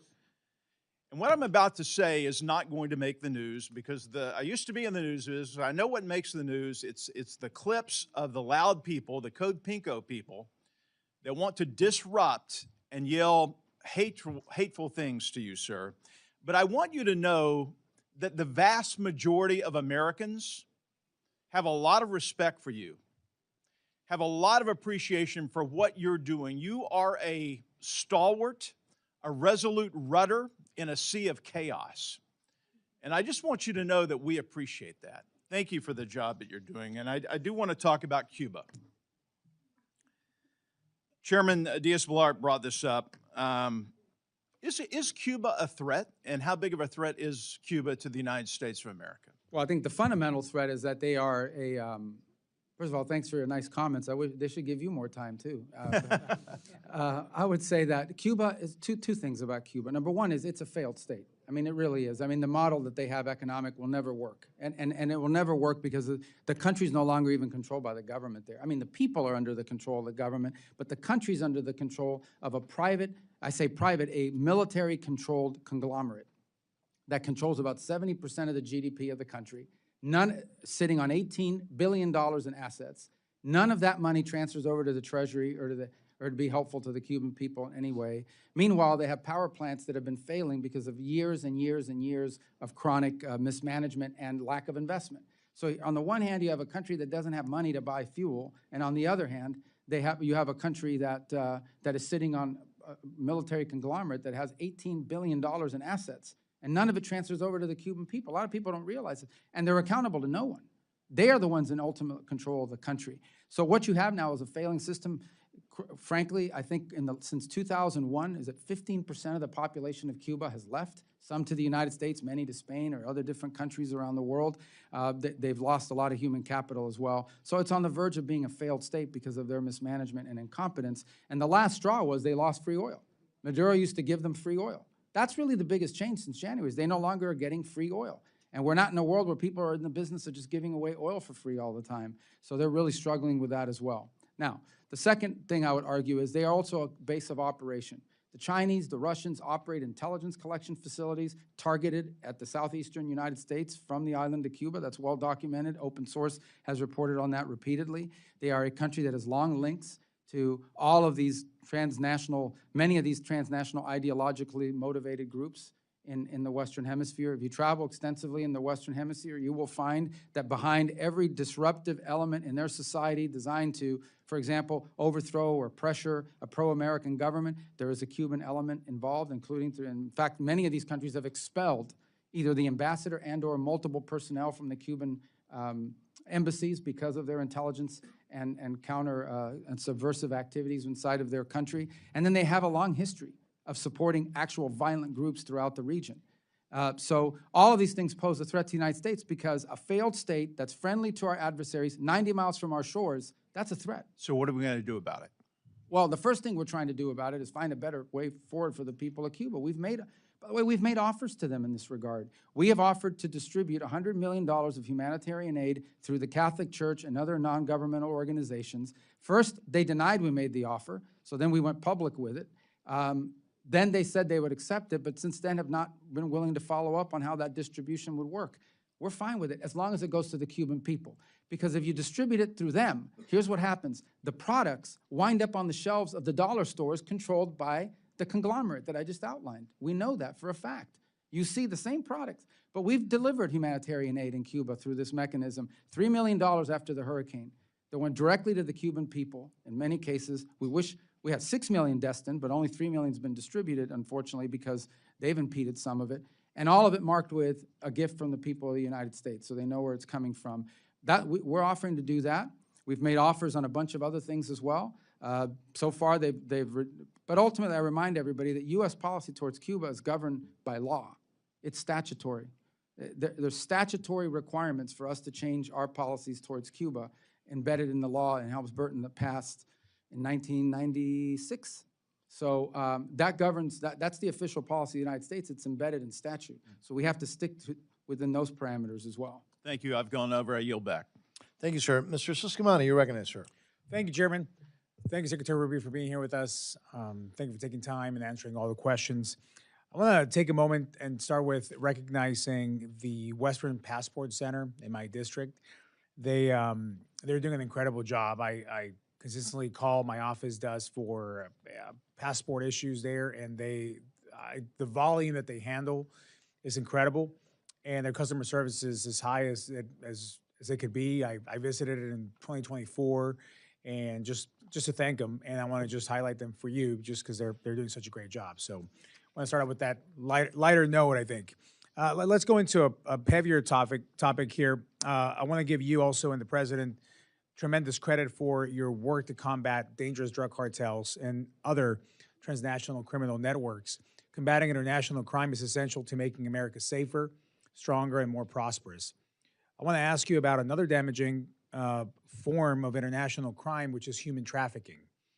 This issue hits close to home for my constituents in Arizona. The Department of Justice has identified Phoenix as one of the top human trafficking jurisdictions in the country.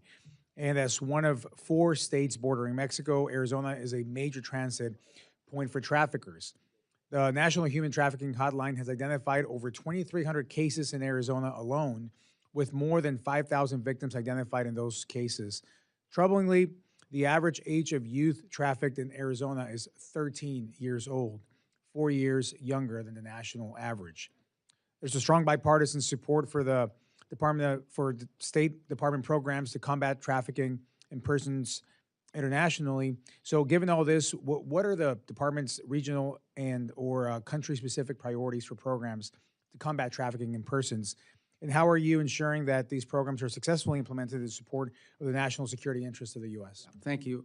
And obviously, when we talk about human trafficking, you're talking about the international element to it. From our perspective, there's obviously a domestic issue as well, but that's separate from our involvement. A couple points. These migratory routes that existed with mass migration events are the same routes that are used by human trafficking. So clearly, when we had a border crisis, we had people pouring over the border, we had organizations that were involved in trafficking of drugs, contraband, and also people. We know that, and that was a big component to all of this. I believe last year, the number, maybe I'm off by $1 million or $2 million, but it's about $100 million we spent a year ago on human trafficking programs, and it depends on the country. Every country is different. In some cases, some countries are transit zones. They're not sources of human trafficking, but they are a transit zone where human traffickers bring people through. And so oftentimes the assistance is assistance to local authorities and helping to partner with us identify, or if they're already advanced enough in that field, simply sharing intelligence and information as we gather it and pick it up. In other cases, the assistance, depending on the country, is helping prevent human trafficking. In essence, working and partnering with the host government for programs that help identify potential victims of human trafficking and prevent them from being trafficked before it happens. That's the second. And so it really is country specific, and one of the reasons why it's so critical that these programs not be put in a box and say, here's human trafficking globally. It's a great example of how this program needs to, these expenditures and our focus on this needs to be specific to the location. Because what the human trafficking issue looks like in one country might be different than another country. One country may just be the airport that they're flying people through, and we know it. Another country may be the source of children that are being literally purchased or bought up or grabbed off the streets and being trafficked for labor purposes or worse.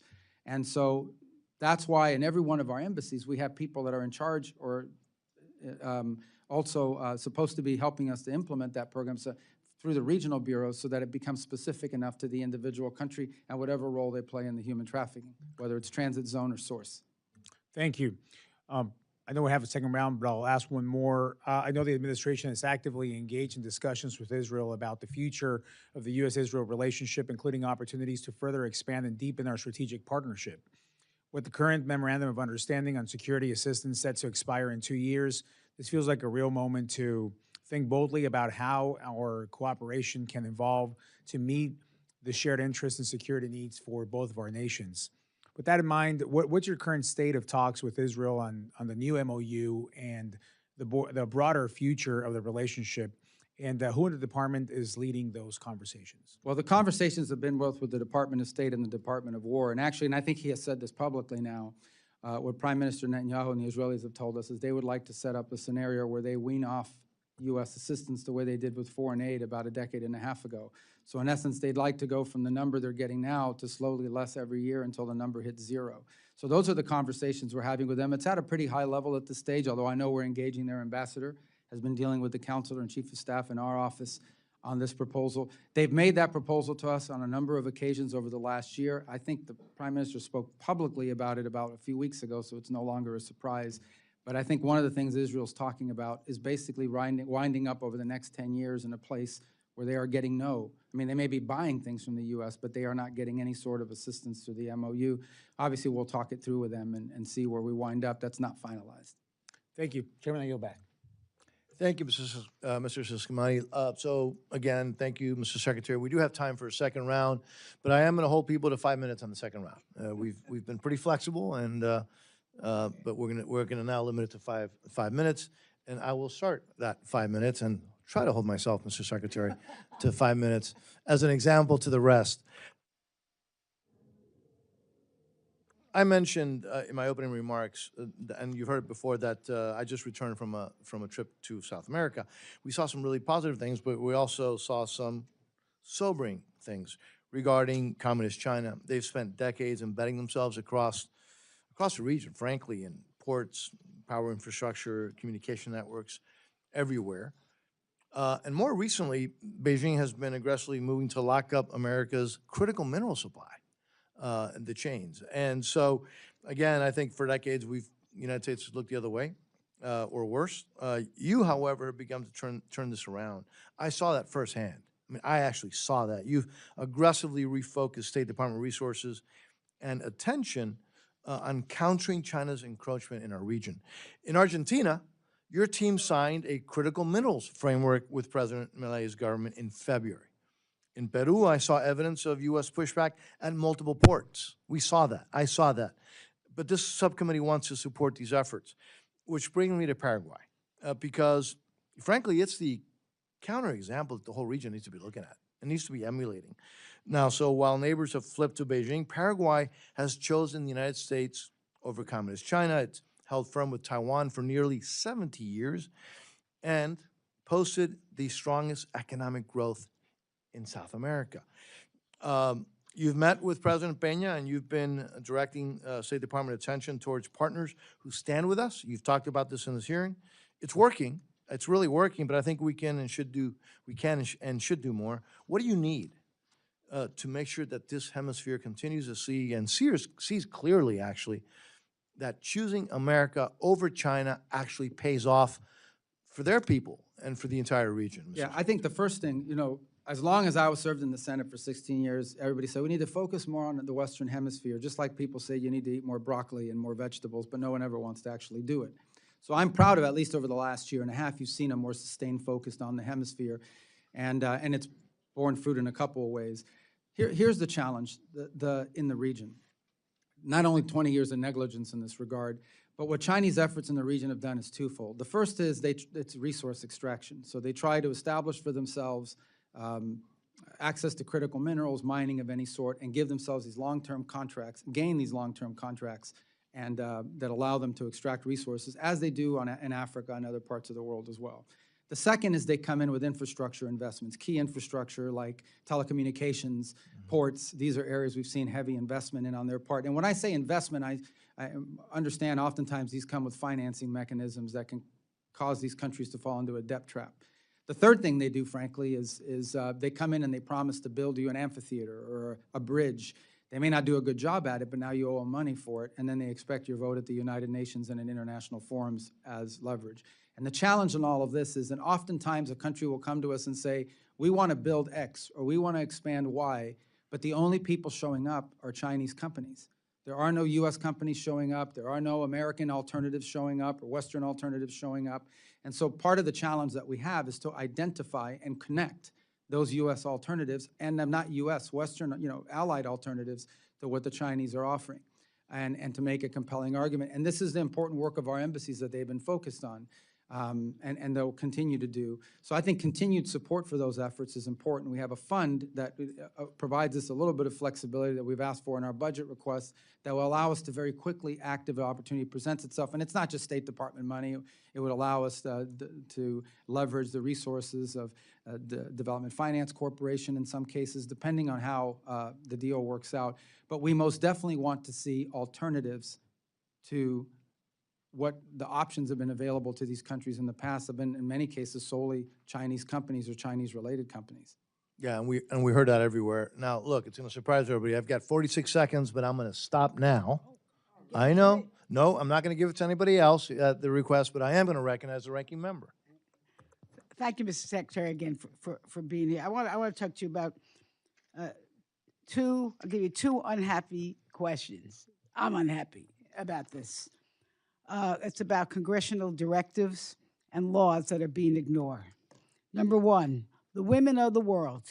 Women when they have access to education, capital, jobs, and ability to fully participate in our economy, they lift families out of, they strengthen communities, they create more stable societies. When they have a seat at the table in governments and peace negotiations, peace agreements actually last longer and nations are more secure and prosperous. We passed 2 laws. You were the sponsors, I think, of one of them, Women in Peace Security Act of 2017, the Women's Entrepreneurship and Economic Empowerment Act of 2018.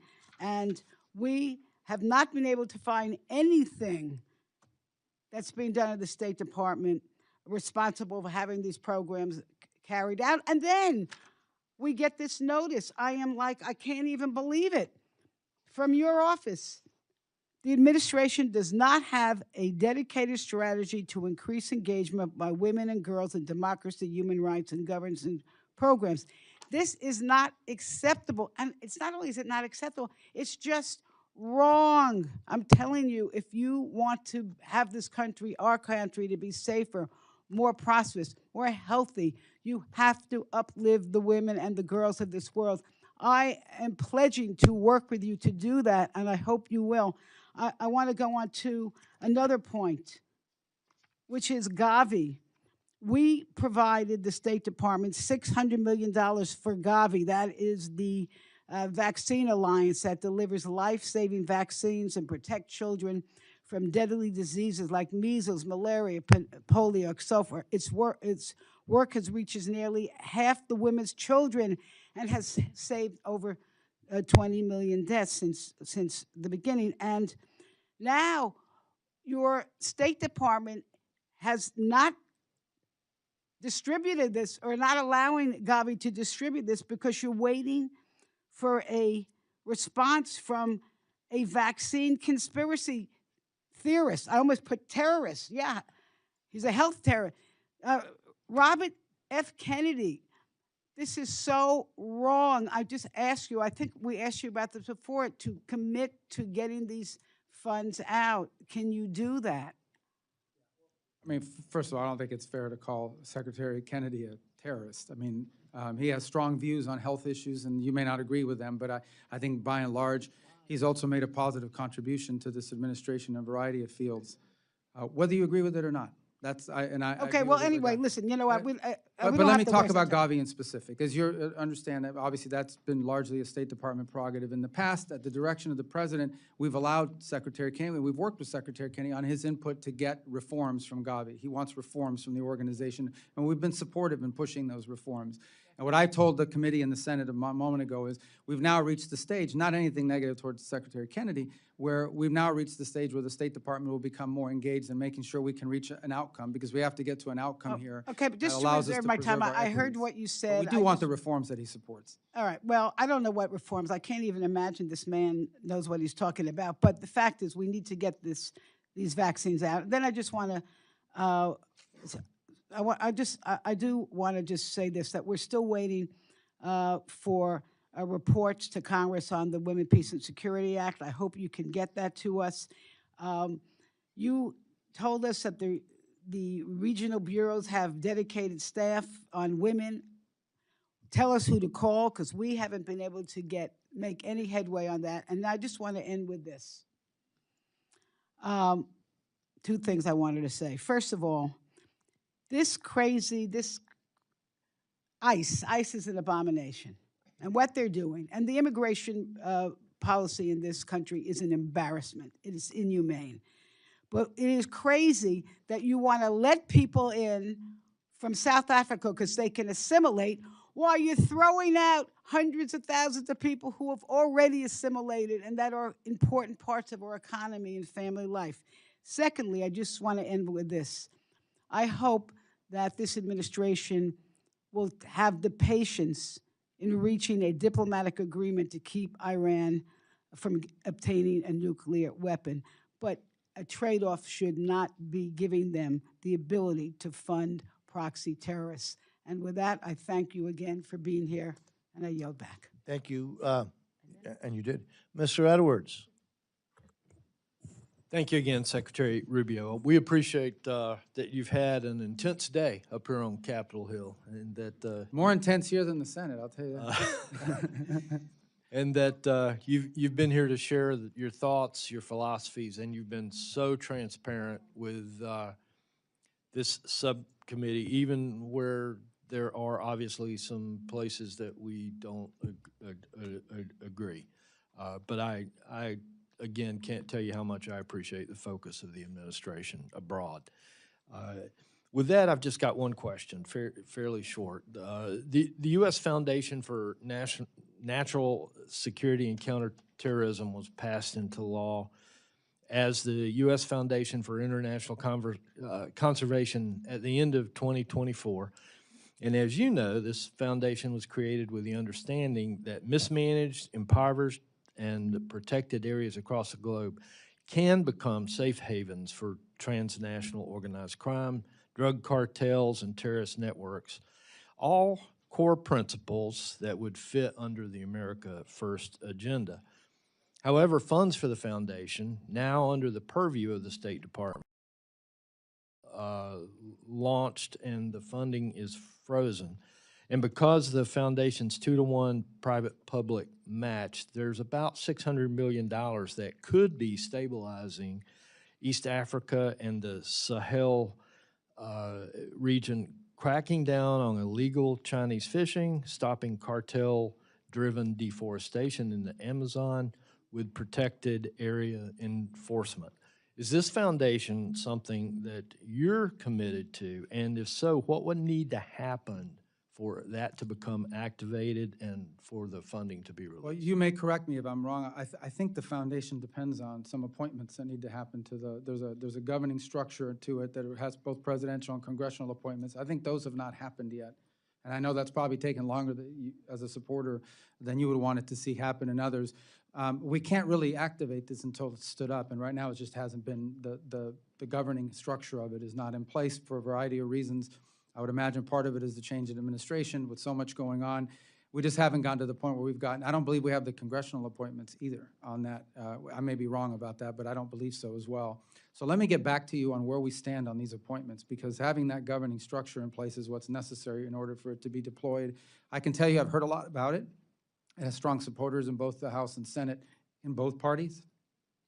If I'm not mistaken, I think Senator Graham was involved in this effort in the Senate along with Senator Coons, and I'm not sure who the sponsors were on this side. So we've had numerous inquiries, but we've got to get those appointments before we can activate it. All right, thank you. We'll follow up as well. I yield. Thank you. Ranking Member DeLauro. Thank you, Mr. Chairman. Mr. Secretary, we're currently in the midst of a significant outbreak of a type of Ebola that has no authorized treatment or vaccine. The outbreak is occurring in a region of the world that really is highly insecure, and in the wake of the administration's withdrawal from the World Health Organization, the dismantling of USAID, and the State Department's restructuring of global health engagements, impacting the Centers for Disease Control and Prevention. It is now my understanding that the State Department is now rushing millions of dollars for the response. I would have preferred for funding to be spent on preparedness and detection, just as you outlined in your global health strategy. But here we are, with a growing case counts and people dying. In 2014, in an op-ed, you wrote that it was, quote, inexcusable, end quote, that no senior official had been designated to lead the U.S. Ebola response under President Obama. And today, there is no single designated lead. And the senior National Security Council position responsible for coordinating infectious disease and biosecurity is vacant. Mr. Secretary, who is in charge of the Ebola response, and how is that different from what you called inexcusable in 2014? Yeah, well, it's different in a couple ways. First of all, our response has actually been faster than the response in 2014, both in the ability to flow funds to our partners in the region and in standing up all kinds of facilities. Let me answer the second question first and then get back to the first. We are, at this time, it's an interagency process in which multiple agencies are involved in this response. The U.S. State Department's taking a lead in some aspects of it, but even Department of War is involved in the sense of flowing, for example, the standing up of this clinic, this observation post in Kenya that will allow us to observe exposure for 21 days. If they are infected, those Americans will be transported to a treatment facility somewhere in Europe or maybe stateside. If after 21 days they're not infected, they continue home. We're standing up that facility. But we flowed, I believe, well over $200 million to partners in this response. This is not a scramble. This is something that broke out in a rural area of a war-torn country and was underreported for over a month. Not because of anything other than the fact that it was in a rural area in a war-torn country that was highly unstable. On your first point about who's in charge, one of the things that's being discussed in the interagency is whether we need to stand up a specific individuals for this specific case. And that's been proposed. There are a couple people being considered. I don't want to use the term Ebola czar, but someone with the qualifications to sort of serve full-time in the coordination of the interagency. In the interim, the interagency has a daily meeting on this, and we at the State Department have a task force 24/7 on it as well. But it would be in keeping with what you talked about in 2014, to have a single person in charge. It's always better to have a point person. I think you would agree. Well, that is ultimately, you're leading the trying to charge, coordinate working multiple with the agencies. Yeah. Because it has to be interagency, but there is one person who is coordinating them, and the information flows through. So apparently you are thinking about doing that. I think it would be sooner than later, and I would just say that I think in the wake of withdrawing from World Health and dismantling of USAID, I think it has put us in a position of really trying to play catch up in this one, because we should have learned from 2014. Let me just, last year you testified that, quote, "no children are dying on my watch," end quote. Due to the termination of USAID, it has been estimated that the total number of additional child deaths is more than 500,000. While we'll never know the exact number of deaths, I believe that there have been additional child deaths from diarrhea, from malnutrition, from pneumonia, from malaria, and HIV. I would hope that we would really not accept the consequences of the termination of these programs, because it is unacceptable to see that kind of death and destruction, but that we will have learned that we need some of these programs and the apparatus to be in place that help us to prevent these illnesses and be able to respond rapidly, so that we can be in the position of the United States of preventing death, particularly amongst the children of the world. With that, Mr. Chairman, I Thank you, yield Ranking back. Member. And Well, I just say this number keeps getting thrown around. I dispute that. Those numbers are nowhere near reality. That's not reality. That's not a reality that 500,000 Well, I people would that be sent happy to try to document it, but 700,000 Mr. Chairman, my time has expired. Well, what about my Thank- time? Well, Do I get time to let's- respond, or I just have to I listen? think, I think it's fair for him for the Secretary just for a quick response. Mr. Chairman? The question was asked, and we've been going a Fine. little bit And- over. And then if that's the case, I can go back and No, no, take a look we're at all just- the areas in which this is documented, what the losses are, ranking because I member. have that information. Thank you. The Ranking Member, you can always submit that to the record if you well desire. and Well, we I just can want to accept respond it. to that point. 'cause Let's just it's give a important. quick response, and then Yeah, we'll the move quick on. response is this. No country in the world spends more money, not even close, than the United States does on humanitarian assistance. It's not even close. We spend more money, I believe, than the next 3 or 4 countries combined. So I would argue if there are such tragic cases happening, and I'm sure there are around the world, it's not because we're not spending enough money, it's because the rest of the world is not spending enough money. Mr. Chairman, 126,000 children died from diarrhea, if I can ask the ranking member- 155,000 from I malnutrition. can ask the Ranking Member to suspend, please. Well, We've- but we gave the gentleman a time Well, it to was- you- challenge if I can ask- documented information. But how is If I- diarrhea? wait, solely hold on, the hold on, responsibility of hold the on, United order. States? Because the programs that deal The with ranking that member- have been the dismantled. We ranking spend more member- money than I anybody hear else. you, Mr. Chairman, Thank and you. I want to be Thank you. responsive. I Thank you. yielded, I ended at my All right. 5 minutes. We will continue. I ended with my 5 you got your questions. The Secretary, I think, answered it. Now we will go to Mr. Molinar. Thank you, Mr. Chairman. Mr. Secretary, you can add on to whatever you'd like to say further, but I also want to ask if you can, we've learned a lot over the past few years about critical minerals, about reliable supply chains. You've been doing a lot in this area with Pax Silica, Quad Critical Minerals Initials Framework. After you maybe respond, I would love to learn a little bit more about that. Well, I mean, I made my point. My point is we spend more money than anybody else on foreign aid, by far, not even close. And we're going to spend it smarter than we ever have before as well. I mean, part of these health compacts, 32 countries around the world have signed compacts with us that will allow us not just to deal with the acute cases that are occurring, but actually strengthen the health programs of these countries so that they become self-sustaining over time. Some will get there in 5 years, some may take 10. But all these countries love these MOUs because we're building their domestic capabilities to address these challenges. I've always said the best foreign aid program is an aid program that ends because the country doesn't need it anymore. South Korea is a great example. This was a country that was an aid recipient. Today they are an aid donor. We'd love to see that replicated, and these countries that are signing the MOUs love it because they've gone from an era of dependency to an era of self-sustainment that we're helping and partnering with them directly with their healthcare systems. We're not just standing up NGOs that come in from abroad and go into the country and tell them this is what you need to be doing. We are empowering the national health agencies of our partner nations so they can deal with this. Now, on the issue of critical minerals, look, it's an issue of global consensus now. Forget about which country it is.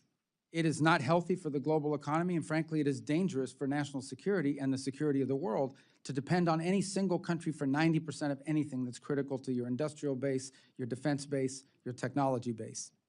And so I think we hosted Pax Silica, which you mentioned, is a great conglomerate of countries that have signed and cooperating on protecting particularly the supply chains related to artificial intelligence and development in that field, as well as hopefully standards that go associated with it.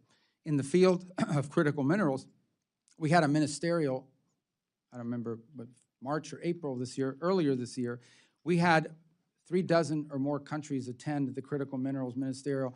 And every country you go into today, and at every embassy around the world, critical minerals are a key component of our diplomacy.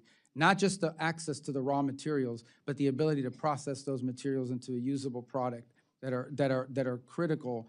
And obviously, we are doing that overlaid with a mapping of our vulnerabilities. And I don't say our vulnerabilities.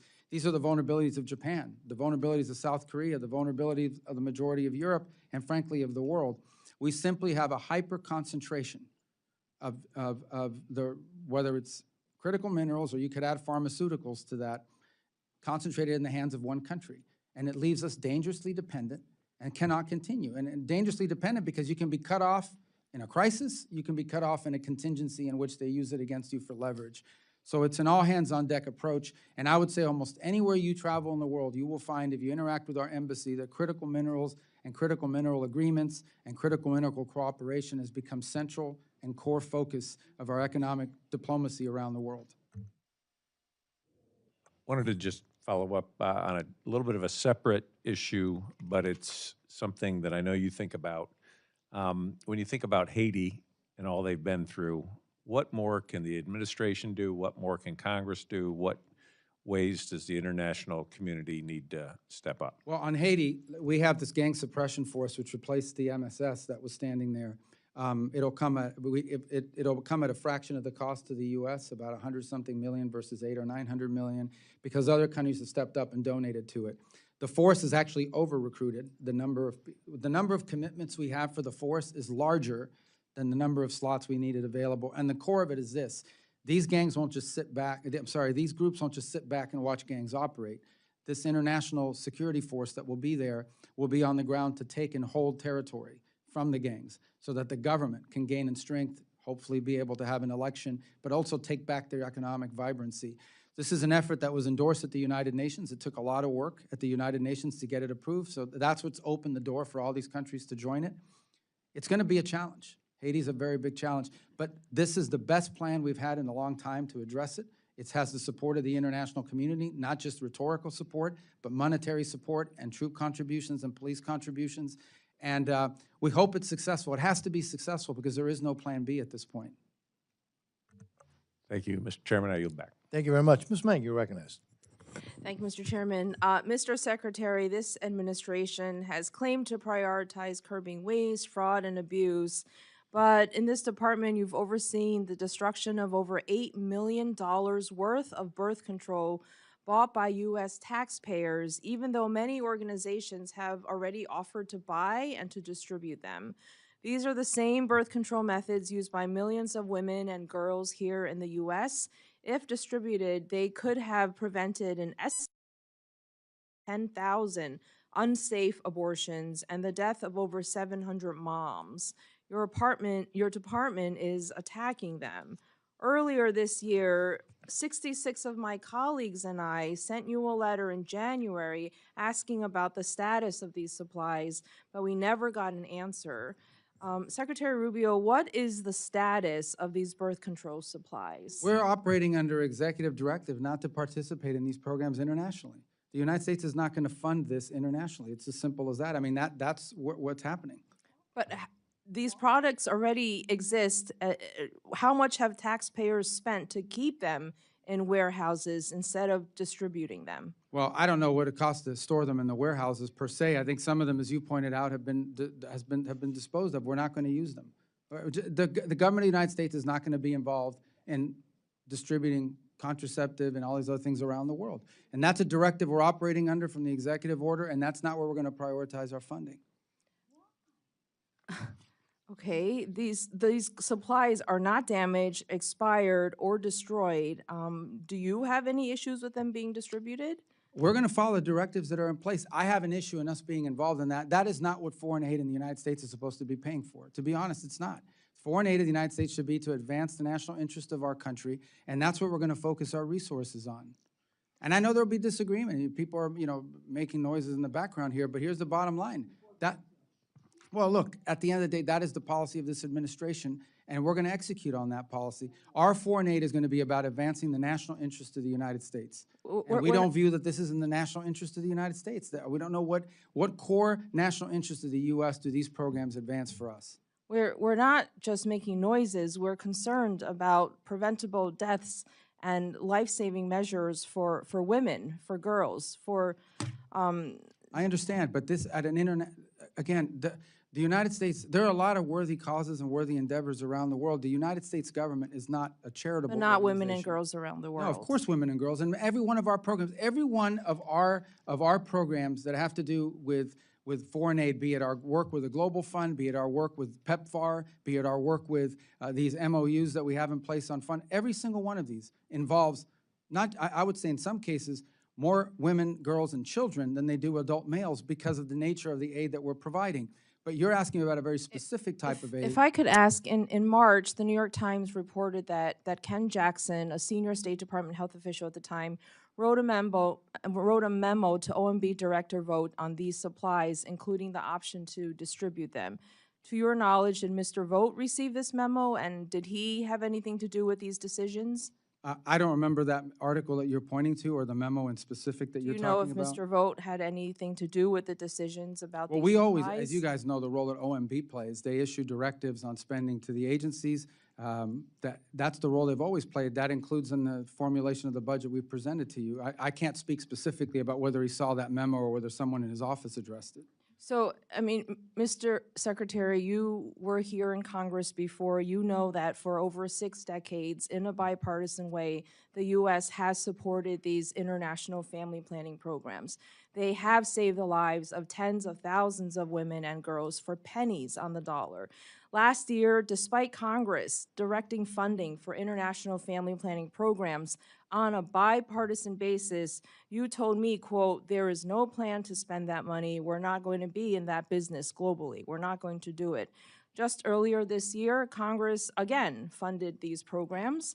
I want to know, what is the plan and under what authority are you refusing to spend taxpayer dollars directed by Congress? Well, again, we're working through directives for this year. We'll be in consultation with your staffs about the ones that we're going to be pursuing, and we'll bring those available to you as we make them. But the policy that you reiterated that said last year is the one I've stated here again today pretty consistently. On the issue of directives that you just asked about, I know the appropriations bill from last year had a number of them, and we'll be working with your staff we haven't finalized yet which ones we have a problem with and which ones we don't, but we'll be doing that here very shortly. Thank you. I yield back. Thank you. Mr. Alford, you're recognized, sir. Well, thank you once again, Chair. Thank you, Secretary. The first World Cup match in the United States of America, I think, is in 9 days. Team Argentina arrived in Kansas City yesterday. We're hosting them. A lot of tourists, or millions of tourists, are coming to the United States of America. Can you talk about what your department has done to get ready for this massive influx of visitors and make sure that cities like Kansas City receive a return on their investment for these events? Well, as you know, we set up an expedited process for visas for people that own the FIFA card. In essence, the FIFA, you have to prove that you have a ticket, you purchased the ticket, you still go through the vetting, you still go through all that process, but you have to prove that you've bought a ticket to a game, not just that you're coming to attend. So that's for the fans' perspective. And so far from what we're interacting now on a daily basis with FIFA and the World Cup people, we feel really good about the processing. There are a couple places that might be more challenging, but by and large, if you own a FIFA ticket and you've registered through that program, you will receive expedited processing to make sure you can attend matches in the United States. Obviously, it's also being hosted by Canada and Mexico, so that provides some level of complexity because some of the matches might begin in Mexico and wind up finishing in the U.S. But nonetheless, we feel pretty good about where we stand on that. In the case of the athletes and the teams themselves, obviously that's been handled separately. They're applying differently. They're still going through the same vetting by and large, but for the most part, we have not had any reports of any teams having a struggle to get here, except for, I will highlight this. The Iranian team has chosen to stay in Mexico as opposed to the United States. In the beginning of the match. And we have no problem with the athletes, as we stated earlier, or their support staff. But what we're not going to allow is for them to embed in their delegation a bunch of people that we know have nothing to do with athletics and have ties to the IRGC or things of that nature. So we were going to watch that very closely, and we'll continue to watch that very closely. But by and large, I don't anticipate that problem with any other country. I want to end our final moments talking about global media, real hot topic last year. Can you update us on the new broadcasting plans with recent changes to the government's global media investments? How are we reaching people in the communist authoritarian nations? And how have widespread internet outages, for example, in Iran, affected free media from entering into these contested spaces? So while I believe that that program is under the jurisdiction of your committee, we don't entirely, that's an ancillary function to the U.S. State Department. Nonetheless, we have great interest in how it works out because it does have an impact on our diplomacy, on our foreign policy. As you highlighted appropriately, that there was actually an internet outage. It's shut down. The internet was completely shut down in Iran until very recently. It was restarted. So even VPNs wouldn't have worked because you had no access literally to the pipes. They've restarted some limited access to the internet because it was devastating their commercial sector. But it's been problematic. It's been damaging, no doubt about it, and shows you how critical and important it is and why authoritarian regimes are so fearful of it. As you know, recently there was a court order that basically stopped all of the reforms that have been put in place by the previous administrator. So we've had to go back to the drawing board and begin from scratch on rebuilding that global program as a result of that court order. All the decisions that were made by the previous director were also eliminated.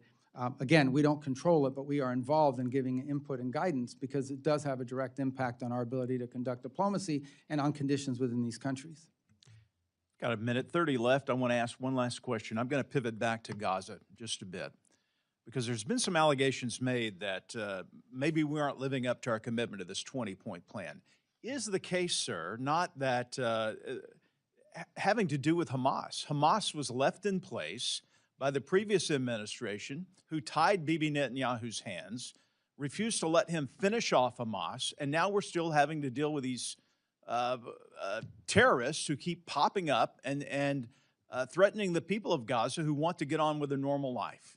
I mean, at the core is that the issue with Gaza is that our hope is not just for a peace deal. Our hope is for a complete rebuilding of it in a way that's positive, that gives people economic opportunity and some level of governance for themselves without having to be run by a terrorist organization. And so the key to that is investment and attracting. And there's plenty of interest. As I said, both donor countries in the region, companies that want to be involved in the redevelopment, and good people in charge of sort of envisioning what that would look like. The fundamental challenge at the end of the day will always be that you can get all the pledges you want for assistance in rebuilding. You can get all the interest you want from those who want to go in and be a part of it. No one is going to invest there as long as Hamas is militarized. Because as long as Hamas is militarized, they know that there's going to be a war in the future. There just is, if Hamas remains in place. So the goal now is to demilitarize Hamas. That is the impediment that's holding up the rest of it is still ongoing, all the planning, all the meetings, all of the, but the impediment to actually effectuating many of these other points is that Hamas still refuses to demilitarize. And it's not just us that are frustrated by it. Many of the partner countries in the region that helped put this deal together are frustrated and pressuring Hamas to comply with that requirement as well. Thank you, sir. I yield back. Before I recognize Mr. Siscomani, I just remind the gentleman that two of those players on the, well, at least two, maybe more, but two that I'm aware of right now, top of my head, who are playing for the Argentina national team, play weekly in Miami, Inter Miami. So anyways, thought I'd mention that. Mr. Siscomani, you're recognized. Thank you. Mr. Secretary, everyone here on the panel has welcomed you, and thank you for being here. I'm not sure that our welcoming nature is totally reflected on the 60-degree AC setting in this room. It's freezing, at least for an Arizonan or a Floridian. Maybe in the hot seat it's not, but over here it's felt pretty cold. But I do wish to end with more on the warm side of things. And it's been said already by the chairman and some of my colleagues here on the critical mineral side of things. The backbone of our defense system, this is more a statement than the question, because I know you've answered it already, but I want to energy infrastructure and the emerging technologies right now, China dominates the global supply chain for many of them, and you address that. This is a serious national security vulnerability, and Arizona specifically, we play a major role in solution. My state produces nearly 70% of the U.S. copper and has significant untapped critical mineral deposits that could meaningfully reduce our dependence on foreign supply chains. Yet permitting challenges and the lack of diplomatic coordination continues to slow the process. So I wanted to mention that. If you have any further comments on that, please go ahead. But I just have one question on Nigeria, and then you can cover both if you want, and then that'll be the end of my time. I want to acknowledge the administration's counterterrorism successes along the Nigerian partners against Boko Haram. These are meaningful steps forward. Defending people of faith from persecution remains a top priority for this subcommittee, which is why our FY27 bill conditions assistance to Nigeria, one of the deadliest places in the world to be a Christian today. This committee also submitted recommendations to the White House on violence against Christians in Nigeria, and we hope those inform the path ahead. With that in mind, how does the department intend to move forward on this issue, particularly on the atrocities, prevention, and religious freedom protections? Thank you for that. Actually, it's an interesting, not that we were unaware of it, but it was congressional attention to this matter that first brought it to the forefront. Even though we've been monitoring and watching it for a while, it's members of Congress that really accelerated public attention on the plight of Christians in Nigeria. One of the first things we did immediately is engage with Nigerian authorities, because in many cases what was happening there was not a lack of willingness on their part, it was a lack of capability. In essence, they were confronting groups that in many cases had better weapons, more sophisticated weaponry. In some cases, they were facing a real domestic challenge.